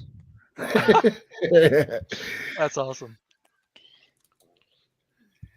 Yeah, even watching Oh. that trailer, I know it came out years ago. I still feel hyped for it. Like, dang, this thing exists. It's fun. Let me see if I can find the. There is a trailer for the second one, right, James? It's a reel that they release. It's like 10 minutes long, and it's hilarious. Okay, that's a tad too long to play on here. Well, that's good because I refuse to watch it because I want to have everything be a surprise to me. Oh man, I hope it comes out soon, bro. Plus, I've said the same thing to people on movie trailers because they're like some things that I'm like, I already know I want to watch it. I don't want to see any movie trailers. I don't care anything about it. I just want to see it. And like some people don't understand that for some reason. Oh, I get it, man. Dude, when I'm watching a trailer of something and I'm hyped and I know I want to watch the movie, I stop the trailer. Yep. I'm like, okay, I don't want to see more of this trailer. I know I'm going to watch the movie. Yeah. And I don't want to finish the trailer. It used to be pretty much everything done by Joss Whedon, but I don't see anything done by him anymore. Ooh. Not since Cabin in the Woods. That was a good movie. That was an excellent movie. Very meta. I don't think I've seen him do anything since then. Yeah. Well, I shouldn't say like he's taken over projects, but he's never actually done his own project. Yeah. Like I know he did like all the whatever movies, the Marvel movies.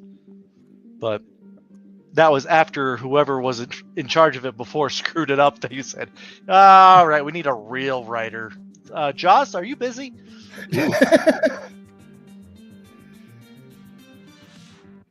Yeah, you don't see too much original projects, man. Yeah, his stuff was good. Buffy, I grew up watching the movie long before there was a TV show. Yeah, I on Super 8 or whatever. I sometimes think Christy Swanson missed the boat by not doing the TV series. Yeah. Well, yeah. Was it offered to her? Yes, I don't even know if it was. Somebody told me it was, and she turned it down to go do bigger things. But just because somebody told me that doesn't, I never looked it up to verify. So maybe not. I don't know. Oh my gosh! But if she was offered it and turned it down, then that was a big misstep because what have we seen her in since that time period? Much, not much anything. But TV wasn't as big a deal as movie stuff, and so it's like a lot of the TV actors and stuff didn't want to go back to TV and such. Now it's like until the late '90s, early 2000s, where all the big Hollywood actors were now trying to get into TV series, and people in the TV series were trying to get into movies. And say that, I remember when what's his name from that '70s show left to become a movie star actor. Like, you ruined the TV show, and that really didn't happen for you, did it? You mean the guy that what was it? He was Venom. Was it Topher Grace? Was that the name that he was Venom in Spider-Man 3? Yeah, I know he was Venom. I'm not good at names. I can tell you what movie they're in, what they look like, but I don't remember names. I was thinking of that guy in the '70s show who played Steve Jobs. Oh yeah. He's a bumbling idiot in that '70s show, and he's a bumbling idiot playing Steve Jobs. Well, Steve Jobs and bumbling idiot don't seem to quite go together. No, it was terrible casting, dude. Well, luckily enough, they did another Steve Jobs film, and it was Michael Fassbender who ended up playing Steve and did a good job. Like, he doesn't look physically like him, but he can act, so he was able to pull it off. It's too bad when you have a good idea but mismatch it with the wrong people to pull it off. Speaking of which, I can't wait for that Lord of the Rings remake directed by Taika Waititi. How about you guys? What? I was gonna say, to be fair, you don't know they're talking about the Apple Steve Jobs. It could be just like that Jeffrey Epstein. They're not talking about that Jeffrey Epstein. It's a different Jeffrey Epstein. I feel real bad for anyone who has that same name these days. Yeah. He was a doctor. He did. He was a doctor. Did you not see that? Yeah, I did. That's what I'm saying. I feel bad for people who share the same name because whenever someone hears their name, they're automatically going to think of that guy. Yeah, we had this discussion about the 1940 people named Adolf. Like, how many people changed their names after that? Yeah. I don't want to be called Adolf anymore. Can I change my name? I had a teacher or an instructor in college named Adolf. Yeah, my Really? brother has a friend called Adolf, and he didn't change his, or Adolfo, something like that. Just go by Dolph. Oh, yeah. That sounds cool. Like Dolph Lundgren. Yeah. Have you guys seen the new Stargate show stuff? I have not. I'm Does not. that I've look heard good? about it.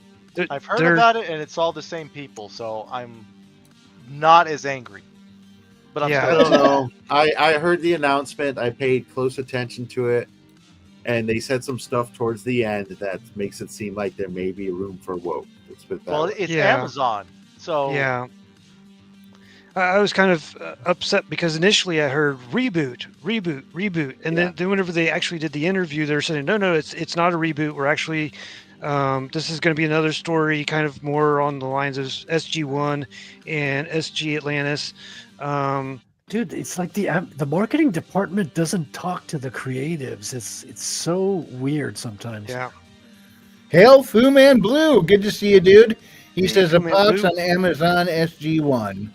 Yeah. well, he's right, and that I don't know how many times we've spoken about this. Why do we have to keep doing this crap and not learn about it? Stop remaking things. Put a chick in it, make her gay. That's a great Well, example. It sounds like that they've got like some of the original writers and such, and they're looking at doing new adventures. So it's not a reboot. It's like continuing the story because they're going to bring some of the old characters back in for crossovers or whatever. Right, and I We'll understand see. that. And I say I look to it with trepidation because of how much Amazon screws stuff up, and I just don't trust them. I don't trust them to do. I don't either. What are you talking about? Their internet servers are working. Well, okay, to be fair, I'm not probably the best judge because as far as I'm concerned, Stargate stops at season 8. I don't care about anything else after that. As Atlantis far as is I'm fine. concerned, Teal'c was Stargate. That character made the show for me. See, I would disagree. It's Colonel O'Neill. Well, or General O'Neill, how far you go into the show. In reality, it was the general chemistry amongst the entire team. They worked.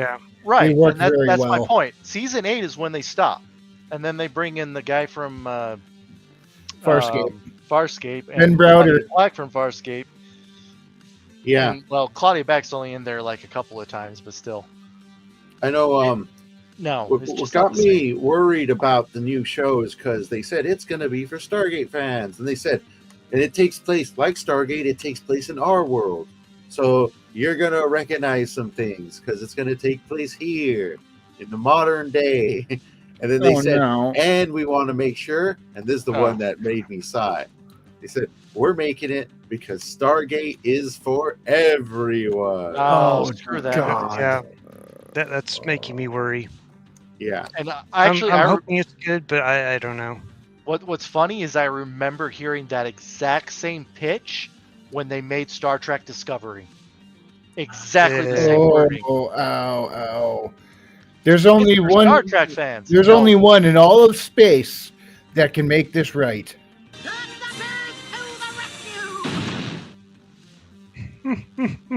I got a funny story on that actually. Look, Dodgers. Let's hear it. In the Iron Seas Discord, one of the younger people shared their Looney Tunes thing saying they could watch this all day. Yeah. Apparently it's some Cartoon Network's remake that I had never known that had been done. So I watched it. It is some of the worst crap I've ever seen in my life. Oh, no. Bugs Bunny is not funny. Daffy Duck is a freaking idiot. None of this was good. And I'm like, dude, you think this is funny? Have you never watched the originals? This is horrible. How are you watching this? I used to watch Looney Tunes on TV that they won't show nowadays. Oh yeah, Speedy Gonzalez. There's I a miss channel. Speedy Gonzalez. There's Slowpoke a Rodriguez. channel on my TV because I have an antenna. Well, I don't have a TV anymore either, but I digress. Mhm. But I used to watch the originals every morning while I was sitting. I think we all did. We all grew up on Saturday No, I morning mean- cartoons. I mean, the other day, like Oh. last A week. lot of them, a lot of episodes have been kind of blacklisted from being shown on network TV because it doesn't mesh with general media's modern sensibilities. Yeah. I always remember one of my favorite ones was a accidental argument for guns, where you see these. There's a Speedy Gonzalez one where you see these two bandito cats like, oh, I wish we could just get Speedy Gonzalez. He's like, well, maybe we can get Slowpoke Rodriguez. Like Slowpoke Rodriguez, he runs to where Slowpoke Rodriguez is. And then he's like, no, wait a minute. I forgot to tell you. He gets all over there. And then he picks up Slowpoke Rodriguez. He's like, oh, all right, now I get to eat. Slowpoke Rodriguez pulls out a gun and shoots him. He's like, that's what I forgot to tell you. Slowpoke Rodriguez, he pack a gun. I remember that one. That's a good life lesson is right there. Slowpoke Rodriguez. And you see him walking back to his Speedy. You see him walking back to his hole with the gun in his hand, and he just blows on the barrel. And see, You had some good life lessons back in the day. Again, I don't know what happened, but when I was in Texas and I had all these friends from, Hispanic backgrounds, I mean, technically I don't know if I've told you guys this. I'm technically Mexican, sort of. Like my great-great-grandfather was born in Chihuahua, Mexico. So I can I thought you claim were going it to say if he I was really born in want. Chihuahua. Chihuahua is a real city. Look it up. I didn't think it was. It's a real city. Yeah. Yes, it is. Yeah, Chihuahua. And we apparently either my great-grandfather or I don't remember who it is. They knew like whoever the famous bandit was back then. I have like a book about it and crap. Anyways, everyone I knew thought Speedy Gonzalez was funny as crap. They didn't think it was racist. They didn't think anything like that. They said, "Oh yeah, white Karens think that stuff is racist." Yeah, it's ridiculous. People think it's racist on the part of other people. They get offended for people who aren't even offended. It's the worst. Yeah. Kind of like virtue signaling bullcrap. Yep, awfuls. Yep. Affluent white male liberals. Oh, I love Michael Malice. He's a I genius. was laughing the other day when I was talking to Geno and I was watching football, and I said, "I wonder who's playing." He mentioned who Dallas playing on it Thanksgiving. was Dallas and Kansas City. Yeah, I said the ultimate game of Cowboys and Indians. And Christy is Native American, so she could get away with saying that. As am I. Yep. Oh, by the way, someone has joined us in the chat. Gentlemen, we can rebuild him. We have the technology. Better, stronger, faster. Yeah, I What's up, Herman? I missed that. That's my Herman. fault. But yes, Herman is right. My great-grandfather or great-great-grandfather knew Pancho Villa. That's right. Yeah, my grandfather almost rode with Pancho Villa, but he said he had a bad feeling about him. Oh, nice. Yeah. I like that. I love the term Native American because you don't actually have to be a part of an American tribe to fit it. You just got to be from the Americans. Yep. So I'm Native American. If you're Mexican, you're Native American too. Yeah. Oh, now what's funny is we got a couple casinos right here in the area, one of them being Mohegan Sun. And all these people saying, you can't say Indian, it's Native American. Yet you pull into Mohegan Sun, what do you see over the garage? Indian summer parking garage. Yep. Apparently they don't have a problem with it. Why do you? Exactly. Well, you already said it. Yeah, it's the Awfuls. Like, they didn't want the name of the Washington Redskins to be changed. They thought it was prideful. But these white people have to say, no. Not one of us freaking had an issue with it being called Redskins. Redskins, thank you. Or Indians, because they did the same thing in Cleveland. Cleveland's now the Guardians, which is a bunch of crap. Oh, what the hell? The Guardians. Yeah, the Cleveland Indians is no more. Or wasn't it the Commanders? The Commanders It's is the the Washington Commanders Redskins. now. Oh. But they're not the only ones that see that. We only really know about the national level. The high school people were changing their names. Colleges were changing their names. It was not just them. It was happening all over. And it was happening at the behest of people who aren't even sports fans. Yeah. It's Well, they offensive to who? it's the awfuls that have no kids and nothing else to do with their lives, and they need to feel some kind of gratification or some kind of purpose. So this is what they do. Try to destroy other people's lives. Yeah, it gives them power over other people. They get a rush of making other people pissed off. Well, say if you want to say it, okay, I actually agree with your point of view because I think you're right.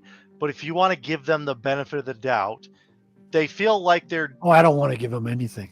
Well, they'll say that they feel like they're righting an injustice or something like that. Right. Even though we know that's garbage, that's what they think. They are the injustice. Well, Should be that's making the a truth of it. sandwich. I feel like I'm watching frickin' what's his name, Crash Bandicoot. Yeah, this is kind of cool. What is this? A Jack-O-Lantern character? Yeah, this is a game I found on sale. I believe this one was for like either $2.99 or $1.99 on Steam, called Jack Pumpkinhead or Jack. The colors are Pumpkin beautiful, Jack. man. The What, fact that where the the frick background's was all my purpley. text message? What text message? Yeah, to tell me that this was on sale and it was a good game, James. What the hell? Well, I literally bought it while we were on stream because I was browsing when I was silent, and this is the Oh, so it's first still time on playing sale? it. This is my first time playing it. I'm having fun. It's sort of like an action platformer. I found it. Pumpkin Jack, $3. Add to cart. Yes, I had $10 and I bought like 5 games. I love hunting Steam's down great the cheap ones. for that. Actually, my question would be: is it Steam Deck verified? Really? Because I would rather play this on Steam Deck, but if not, that's okay. Just do a YouTube search. It's almost more reliable than the Steam page. I actually don't use Steam page. I use didn't I tell you about this? I use a website called ProtonDB. And Oh, you might have- ProtonDB, yeah, it'll tell you all these, like how it works, which Linux they're using, anything you need to know is on ProtonDB. Yeah, I got Bayonetta this week for $10. Oh yeah, I have that one. I had never played it before, so it's kind of fun to discover that one. So I'm getting heavily into the indies because that's where Nice. these games come from these days. Well, Yeah, the according best to games Proton, are indie that nowadays. 100% agree. According to Proton, Pumpkin Jack is platinum. It'll work on Steam Deck. It'll work on my Linux machine right here, so I can run it on anything. Nice. Yeah, I'm looking Legit. forward to Oh, the Steam nice. machine coming out next year. That's an interesting one to follow. Yes. I'm torn. Yeah. I've looked at the specs. Honestly, are not terribly impressive. Depending on the price point, That's what it's about. right. If they cost, because it is a computer essentially. It's not. Yeah. And honestly, I don't even know what the newest Xbox or PlayStation costs. I'm gonna guess it's about 600. Mhm. If anyone has one, they can tell me. I don't know. Herman says in IT, you almost have to differentiate Native Americans and Indians because of the H-1B hordes. Yeah. I see. In Canada as well now. And well, there was an interview with the devs of the Steam machine this week, and they said their price point, because they haven't named it yet, because there's Yeah. also the tariffs could come into play and change the price at last minute. But their goal is to make it at least to match the price that if you built it on your own with the same specs, to at least match that price. So you can't like build your own cheaper, in other words, to be competitive with the DIY. Which is a good goal to have, I think. Yeah, I'd have to actually look at what the prices on that are. I don't know them off the top of my head. And it's not a high-end performance gaming machine, but it's I'm supposed to be not. better than 70% of the machines out there. Well, see, Okay. there's a problem with that statistic. Well, okay, I shouldn't say problem because that's not fair. But there's a lot of people on Steam, and people don't know this, that are running like old machines. and they play like older games. They don't play like the AAA crap. So that's looking at the numbers. Not a lot of people are anymore. Let's say it depends on what you're looking at, but honestly, I don't know how many people know of a Steam Link, and that's the problem. I bought a Steam Link way back in the day when that was like new. What does a Steam Link do? Exactly, that's the problem. Nobody knows any of this stuff. A Steam Link connects to your main machine with an HDMI port. So your computer's actually doing all the work, but it's streaming onto your TV. Yeah, I have a Steam Link software on my Mac, so I can run games. Oh yeah, on a you can bigger do it on screen. anything now, because they all have big screen mode. But I didn't pay for it. It's just software. Yeah, I bought it when it first came out, and I'd actually rather have a newer Steam Link, because my Steam Link is, I want to say 10 years old at this point, so it's like old HDMI, like 1.2 or something like that. So it's not even the good 2.1 stuff that we got now. But I don't know why I would want to buy a Steam computer when I have my main computer that's better than that Steam computer, and I could just hook it up to the TV. I would much rather. Well, you're obviously like all set already. Like you don't need it. You can install your own stuff, and you're better off. I think it's going to be a console for people who are getting into computer gaming for the first time. Like I think a lot of people are going to be graduating from Xbox to master gaming, master race gaming. Yeah. Which is the appropriate terminology. Yes. Correct. So I think it's for people who don't know what the fuck they're doing and they're getting into Steam games for the first time. Well, and that's fair. And I've actually said this also before.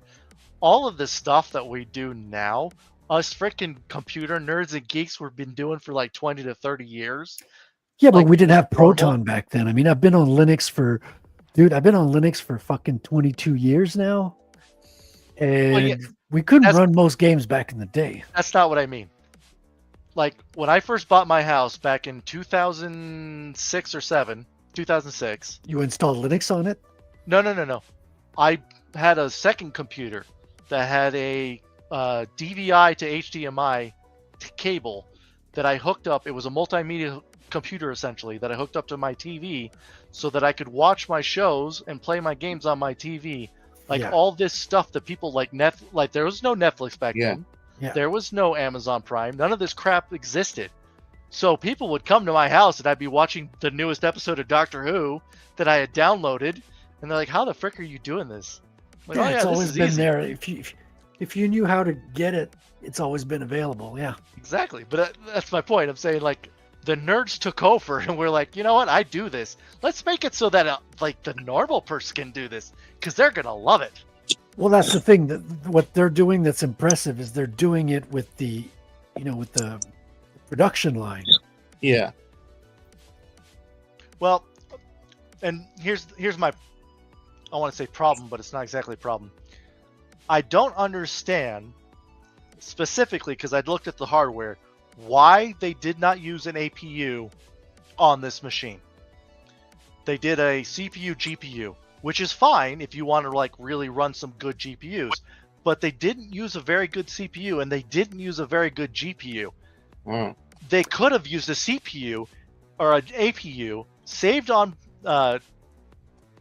energy, so they wouldn't have to use as much energy to run it, and it could have been cheaper. They've got some breakthroughs where they do better memory management now than with their Steam OS. Well, memory management has nothing to do with a CPU and a GPU. You're talking about RAM. That's completely different. And the RAM and the VRAM, I also have a couple of questions about, but I don't have too much of an issue with it so much. It's more the CPU, GPU that I looked at that and went, I build computers. I could make an APU that does this exact same thing for not as many watts, so that I don't have to use forget the power. RAM. They're able to swap processes with the Steam OS. That's one of the breakthroughs they had. I'm pretty sure. Look into it. What do you mean? Have a great night, Christy. I don't know. I can't explain. I just watched an interview explaining why they did it. I don't make computers myself, so you would probably understand it better. You know, just send look me the into link it. so I can watch that interview. All I know is, well, I don't have that on hand, but All I know Okay, is I'll they search it. did some breakthroughs in performance where the Steam OS will be more performant than other OSs with the same hardware. That's what. Oh, that's well, all I mean. that has okay. I shouldn't say that has nothing to do with Steam. That's Linux already. Linux runs better than Okay, Windows you're not. on a lot of crap. You're not. I'm telling you 3 times. Steam OS has made some breakthroughs. Right, Steam OS is Arch Linux. Yeah, Arch okay, Linux but already runs Valve better. has made some breakthroughs with the Steam OS. Okay, so you're saying their With- memory management or CPU usage or GPU usage? One of the two. I don't recall exactly which one, but they're Well, more actually- performant because of the breakthroughs they've made. So that's Well, it could be a combination of the two, it. Could be. depending on if you're talking about the. What I'm saying is, if you're curious, look into it. You'll find the answers. Well, I did look technically into it, but I didn't watch the video with the actual developers, which could be useful. Or no, what is it? The developers or the engineers? Because those are two different people. Well, I think it's software based. The improvements they did. Oh, interesting. Yeah. I'm definitely gonna look into that. Yeah, let me know if you find some breakthroughs, or if you find it. Well, It's a breakthrough. I say I already play a lot of games on Linux that I play on Windows, and I can tell you, a lot of the games play better on Linux. They just do. Yeah, but that's because they don't have a fucking Windows overhead. Well, that and a lot of them are using Vulkan shaders instead of DirectX, and DirectX is garbage and has been for a very, very, very long time. Which is why a lot of Windows games are now going to Vulkan shaders, which is freaking hilarious. Oh, that's funny. Oh, What, yeah. You mean the core features in Windows 11 aren't great? Don't get me started on how much Windows freaking stole from Linux, KDE developers specifically. Like, just literally stole.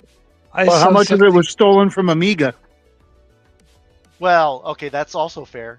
And again, do you mean Amiga or Amiga Commodore? Because that's like another completely different long. I meant Amiga. The Amiga was that computer was meant to be a graphics machine. In fact, a lot of the early CGI was done in Hollywood was done on Amigas. We could go back to Xerox, right? Yeah. All right. I need to generate the scene. Hand me that TRS-80 over there. I just bought. Have you guys seen Hot Pursuit on Steam? No. There Is that was the helicopter game? Yep, there was a AH-64 attack helicopter game back in the day on my Amiga Commodore. Yeah, I 2000. wishlisted that. Oh, I bought it. It was on sale.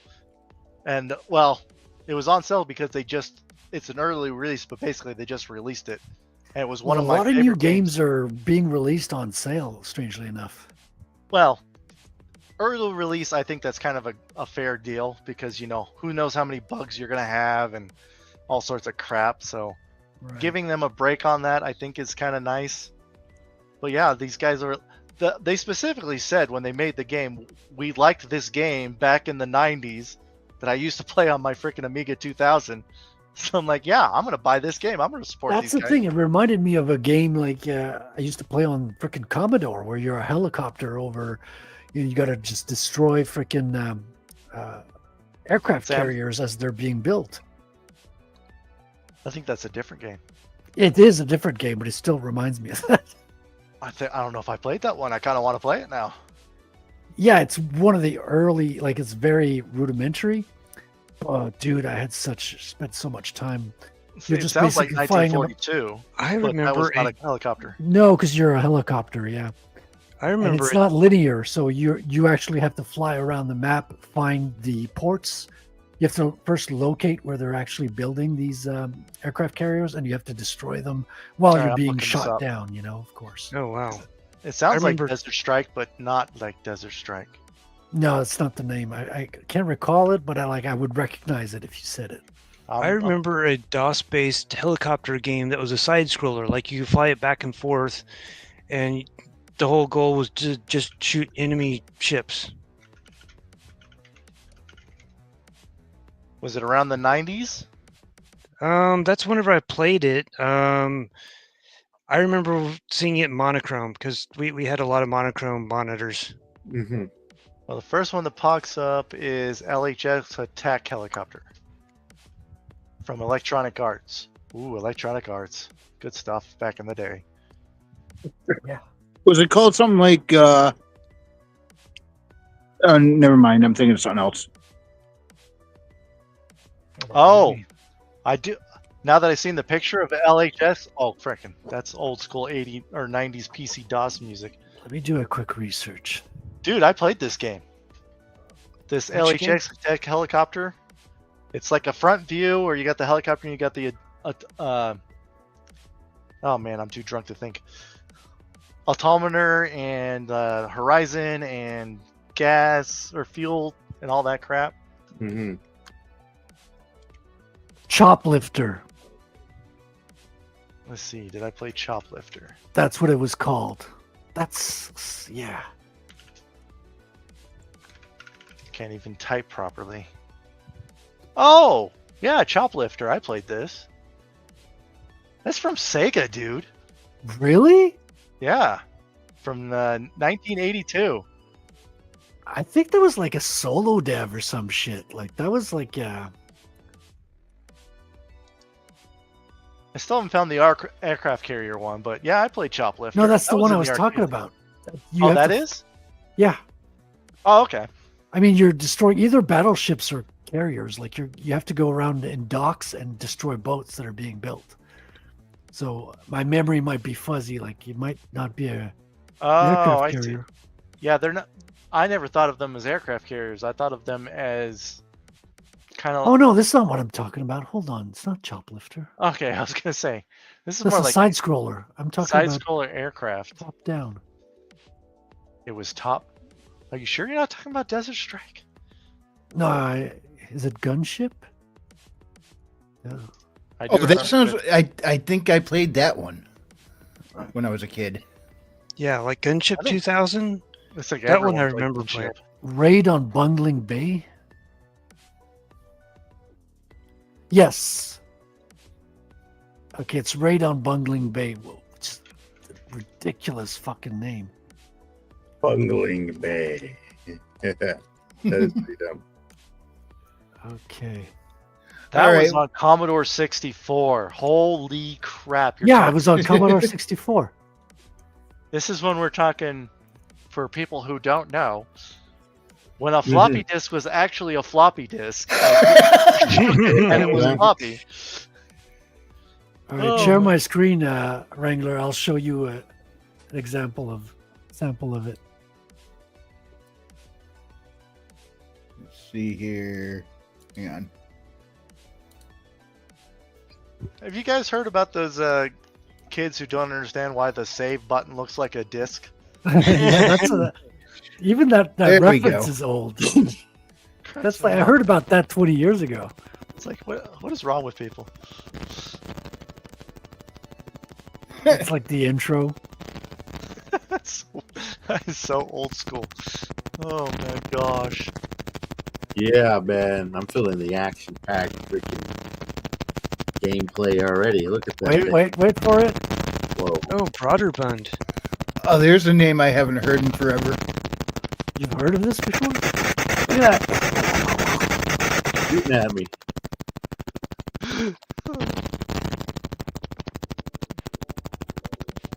$1984. Oh my gosh. Yeah. That's a while ago, boys.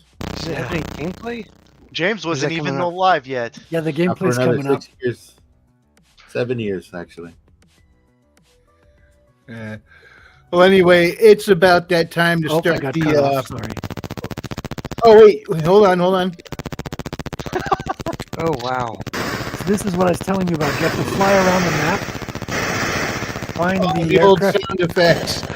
That the propeller sounds like static.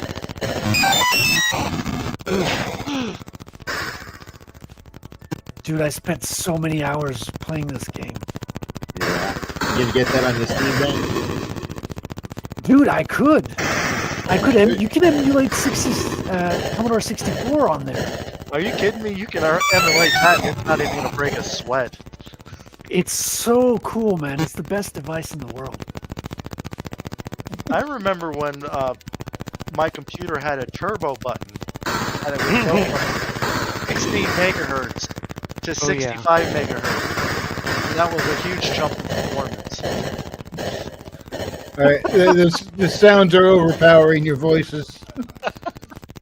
He's correct. Yeah, you could cut it off, but it's. I did not play that one, but I did have a Commodore 64, so I'm intimately familiar with how they work. And probably the sounds. You're probably familiar with the sounds as well. I mean, I played Pole Position, Pac-Man, like all the classic arcades were there too. The graphics were so much better in my head. Tim Allen's here. He says, Mead. What's up, dude? Hey, Tim Allen. Been a little while. Good to see you. Nice to see you, Tim. Yeah. But we are at that time for starting the wrap up. So let's go to some parting plugs. Yes, sir. Okay.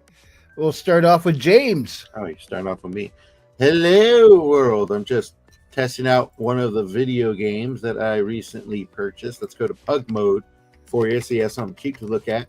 Anyways, I'm down here on Earth peddling my wares. You can check out my brand new short story, The Evergreen, which I just recently released our 3rd episode on the 22nd. So that's 2 days ago. You can check that out 2 days ago. All for free, all in PDF format. You can find the PDFs on my Substack at worldwithoutendlore.substack.com, or you can check us out at Royal Road, which is World Without End at Royal Road. Check out the new short story series. Keep up with it. We're going to have weekly releases. Most of the episodes are already written, and Geno here is my editor, so if you find any issues, it's his fault. I need an editor just for that reason now. Let me run that trailer one more time. Woo. Here we go. Through hollow night, our voices soar. We roam no more, our spirits roar. In dust and shield, our hearts burn free. We sing the spark of destiny. No throne, no crown, no gilded lore. Our own free sounds forevermore. Against the tide, we stand as one. Our crow will echo when dark is done.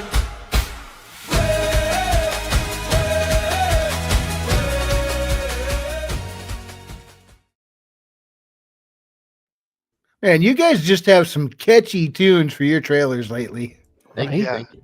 And that's amazing. That's one of your best AI songs. That's an AI song, right, James? Yes, it is. It is. It's got to be like top of the line from that one. I actually originally made 5 to 6 months ago, but they continuously update the musical AI I use, and they let you rerun your music to remaster it. So this is actually like a remastered version of the original song. Now, when you make a tune, how long does it take you when you spend tweaking it, getting it right, swapping out the lyrics? It honestly depends on basically what I'm trying to achieve, along with it's like what I'm trying to achieve along with the lyrics, what I want it to sound like. That one took about a half hour because I wanted to get more of like a tribal sound going. But usually it could be anywhere between, the usual time frame is about 5 minutes, if I'm being honest. Very powerful. And if I know what exactly I'm looking for, I can usually get it very quickly. But some of the more unique ones could take some time. Gotcha. And Tim Allen says, God bless you all and happy Thanksgiving to all. Happy Thanksgiving. Happy Thanksgiving. Happy Thanksgiving to all Americans. Are you going to have Thanksgiving with us, Frederick? I had Thanksgiving already. No, you're going to have American Thanksgiving with us. Oh. What about second Thanksgiving? Right? Okay. Well, I'm not hard to convince on that. King Bawb. I need turkey and cranberry. That's the recipe. That's part of the recipes.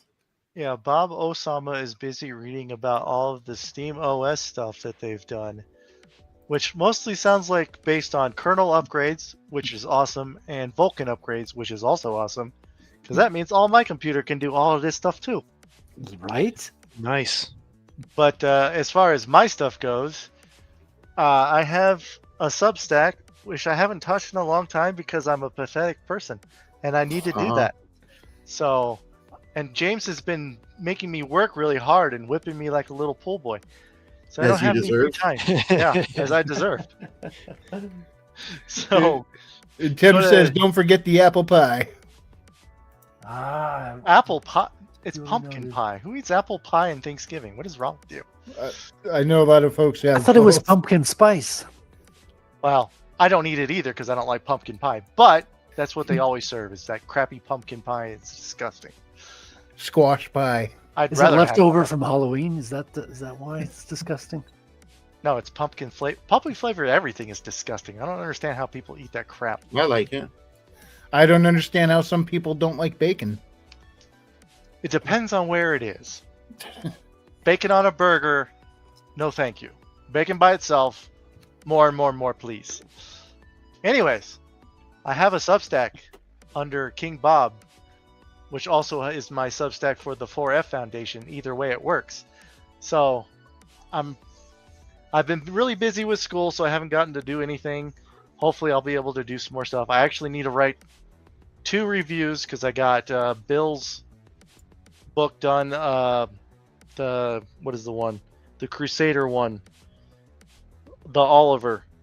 I got that one done, and then I finished McNeuston's Project Notebook, which I thought was really fun. If you like FBI and aliens and that kind of stuff, man, Project Notebook's a good read. Cool. So I need to write those. I haven't written them yet. And then James keeps giving me stuff to read and make notes for. So read James' like he's stuff. not being paid. It's true. Americans. Plus, I love it. They're all good stories. Thank you. The orphan stuff that we're doing right now is a lot of fun. So I would definitely recommend reading that stuff. Yeah, it's definitely fun to write. That's for sure. Tim Allen says, when your aunt and uncle own an orchard, you have apple pie on Thanksgiving and fresh apple cider. That sounds awesome. Cider rocks. That's fair. I love I apple could probably cider. got some cider here on an island nearby. Raven. Hey, if you've not yet read The Revenant and the Cult by Herman P. Hunter, go buy his book. Uh-huh. And I'll be working on writing some more stuff over Thanksgiving. Alrighty. And Frederick. Yes, so I'm closing my campaign in less than 2 weeks. So if you haven't picked up a copy of Rattel, back to copy, please consider doing so. Check out the crowdfunding on fundmycomic.com. You can go to rattelcomic.com and check that out. And I'm practicing my inking, getting ready for issue number 2. I've got a first draft of the second book. I'm very excited. It's going to be a lot more character development and more exciting art. And the inking is going to be one step up from the first book as well, if all goes well. So, yeah, I'm super pumped and ready for it. So awesome. Check that out. I've also got a show tomorrow. We've got a guest, but she hasn't confirmed yet. So I wonder if it's like Twitter communication issues. So we'll find out tomorrow if it works. Yeah, the communication on Twitter has been glitchy the last couple of days. Glitchy. Yeah, I tried twice to get in touch. I might do a tweet and at her to just get in touch, just to confirm. Yeah. Does it have anything to do with the geolocation crap that Twitter just added? I think it's prior to that when they changed the messaging system and they split it into a chat and messaging, and now some are encrypted and some are not. I lost communication with my colorist was like, "Hey, can you like pay the invoice I sent you?" I said, "Dude, it disappeared. Like it sounds like it's a great advantage. Like your invoices is great." But he looked at it on his end. He's like, "Oh, dude, you're right. It disappeared on my end too." So unfortunately, he posted it again, and I had to pay him. But at least communication's back up. So that's that sounds like they didn't back up the back end correctly, and then they updated it and like lost all the stuff in the back end. I think there's somebody's been telling me about. Well, I listen, on my phone, I'm not getting the messages that I'm getting on my laptop. So there's a complete disconnect between the two interfaces. Well, yeah, that's when you do the programming on the over the top crap, like stuff like that, it's a completely different communication system when you're talking about computers and you're talking about phones. So yeah, a lot of times that just doesn't work the way it's supposed to. Yeah. The messaging system is quite important. Anyway, Frederick, we're going to run your trailer one last time for the evening. Woohoo. Here we go. Oh, Please by the do. way, James, are you doing a Terran Tuesdays tomorrow on your show? Are you hosting that? As far as I know, yes, we should be live tomorrow at 3:00 California time. Check it out. All right.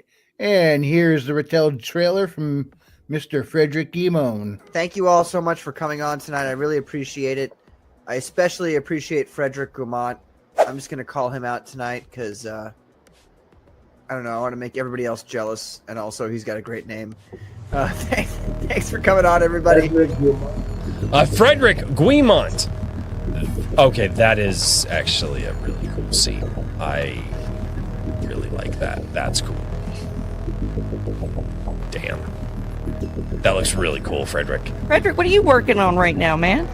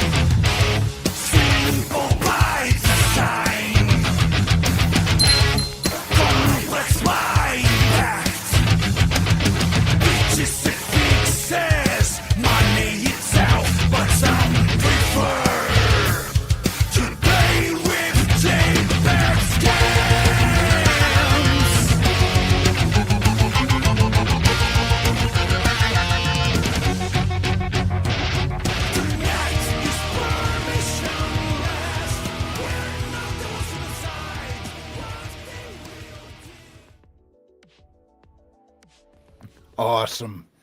All right, and Thank you very much. I guess now it's up to me. And we were talking about mythology a little bit ago. There's Bastet from my series right there, my version of Bastet. But you could check it out. You got her along with. Oh, I got to get the OBS up. There we go. All right. Haley Star Bad Kitty and Bad Kitty Haley's World. Magic-fueled sci-fi adventures, a little bit Goonies, a little bit fantasy, a whole lot of fun and good for all ages. So hang out with Haley, Elizabeth, and Sabrina as they go on their Metroidvania-style adventures. Yeah, I'm coining the term, lit Metroidvania. If you got lit RPGs, I could call it a lit Metroidvania. And, oh yeah, and Bastet's involved, hence the Bad Kitty. Oh, she's the bad kitty. Well, no, not exactly, but you know that brings in the cat theme. And this picture of Sabrina right here, also by Mr. Frederick Guimond. Thank you for that, Frederick. This Always is such a an pleasure. awesome pick. Thank you. Yeah, and oh wait, no, that's Dunks from my from the TTRPG I play with Otter. So, but yeah. That dwarf's not in the books. But yeah, you can check them out on Amazon. You could also check out my Substack under Frequency Studios. Got a short story over there set in the same universe. So if you like good adventures with a sci-fi fantasy mix, check it out and you're going to have a great time. Thank you so much, everyone, for watching and enjoying and hanging out with us tonight. If you enjoyed this presentation, hit the like, and if you didn't, we appreciate you stopping by. We'll see you next time, and God bless. So long. Parting is such sweet sorrow. Reminds me of the Babe. What babe? What babe? The Babe with the power. What power? Power. Or a voodoo. Voodoo? You do. Do what? Remind me of the Babe. Remind me of the Babe. R.I.P. David Bowie, your music is missed. Bye.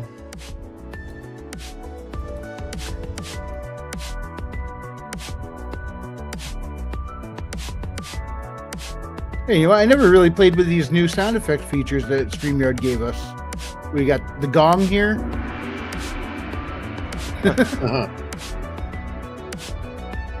Heartbeat.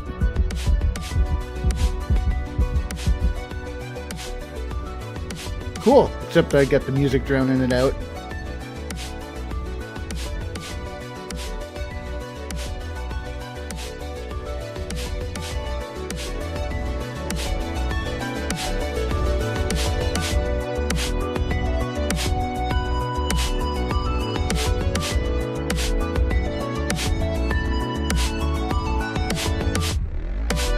Music by Chill Kid. Go check him out on Bandcamp.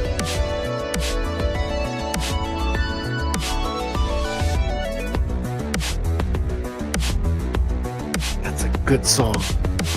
It is very nice.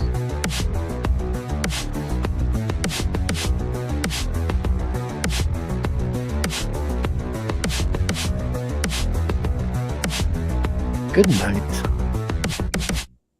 Jewish space lasers. Good night, everybody. Good night. Space lasers.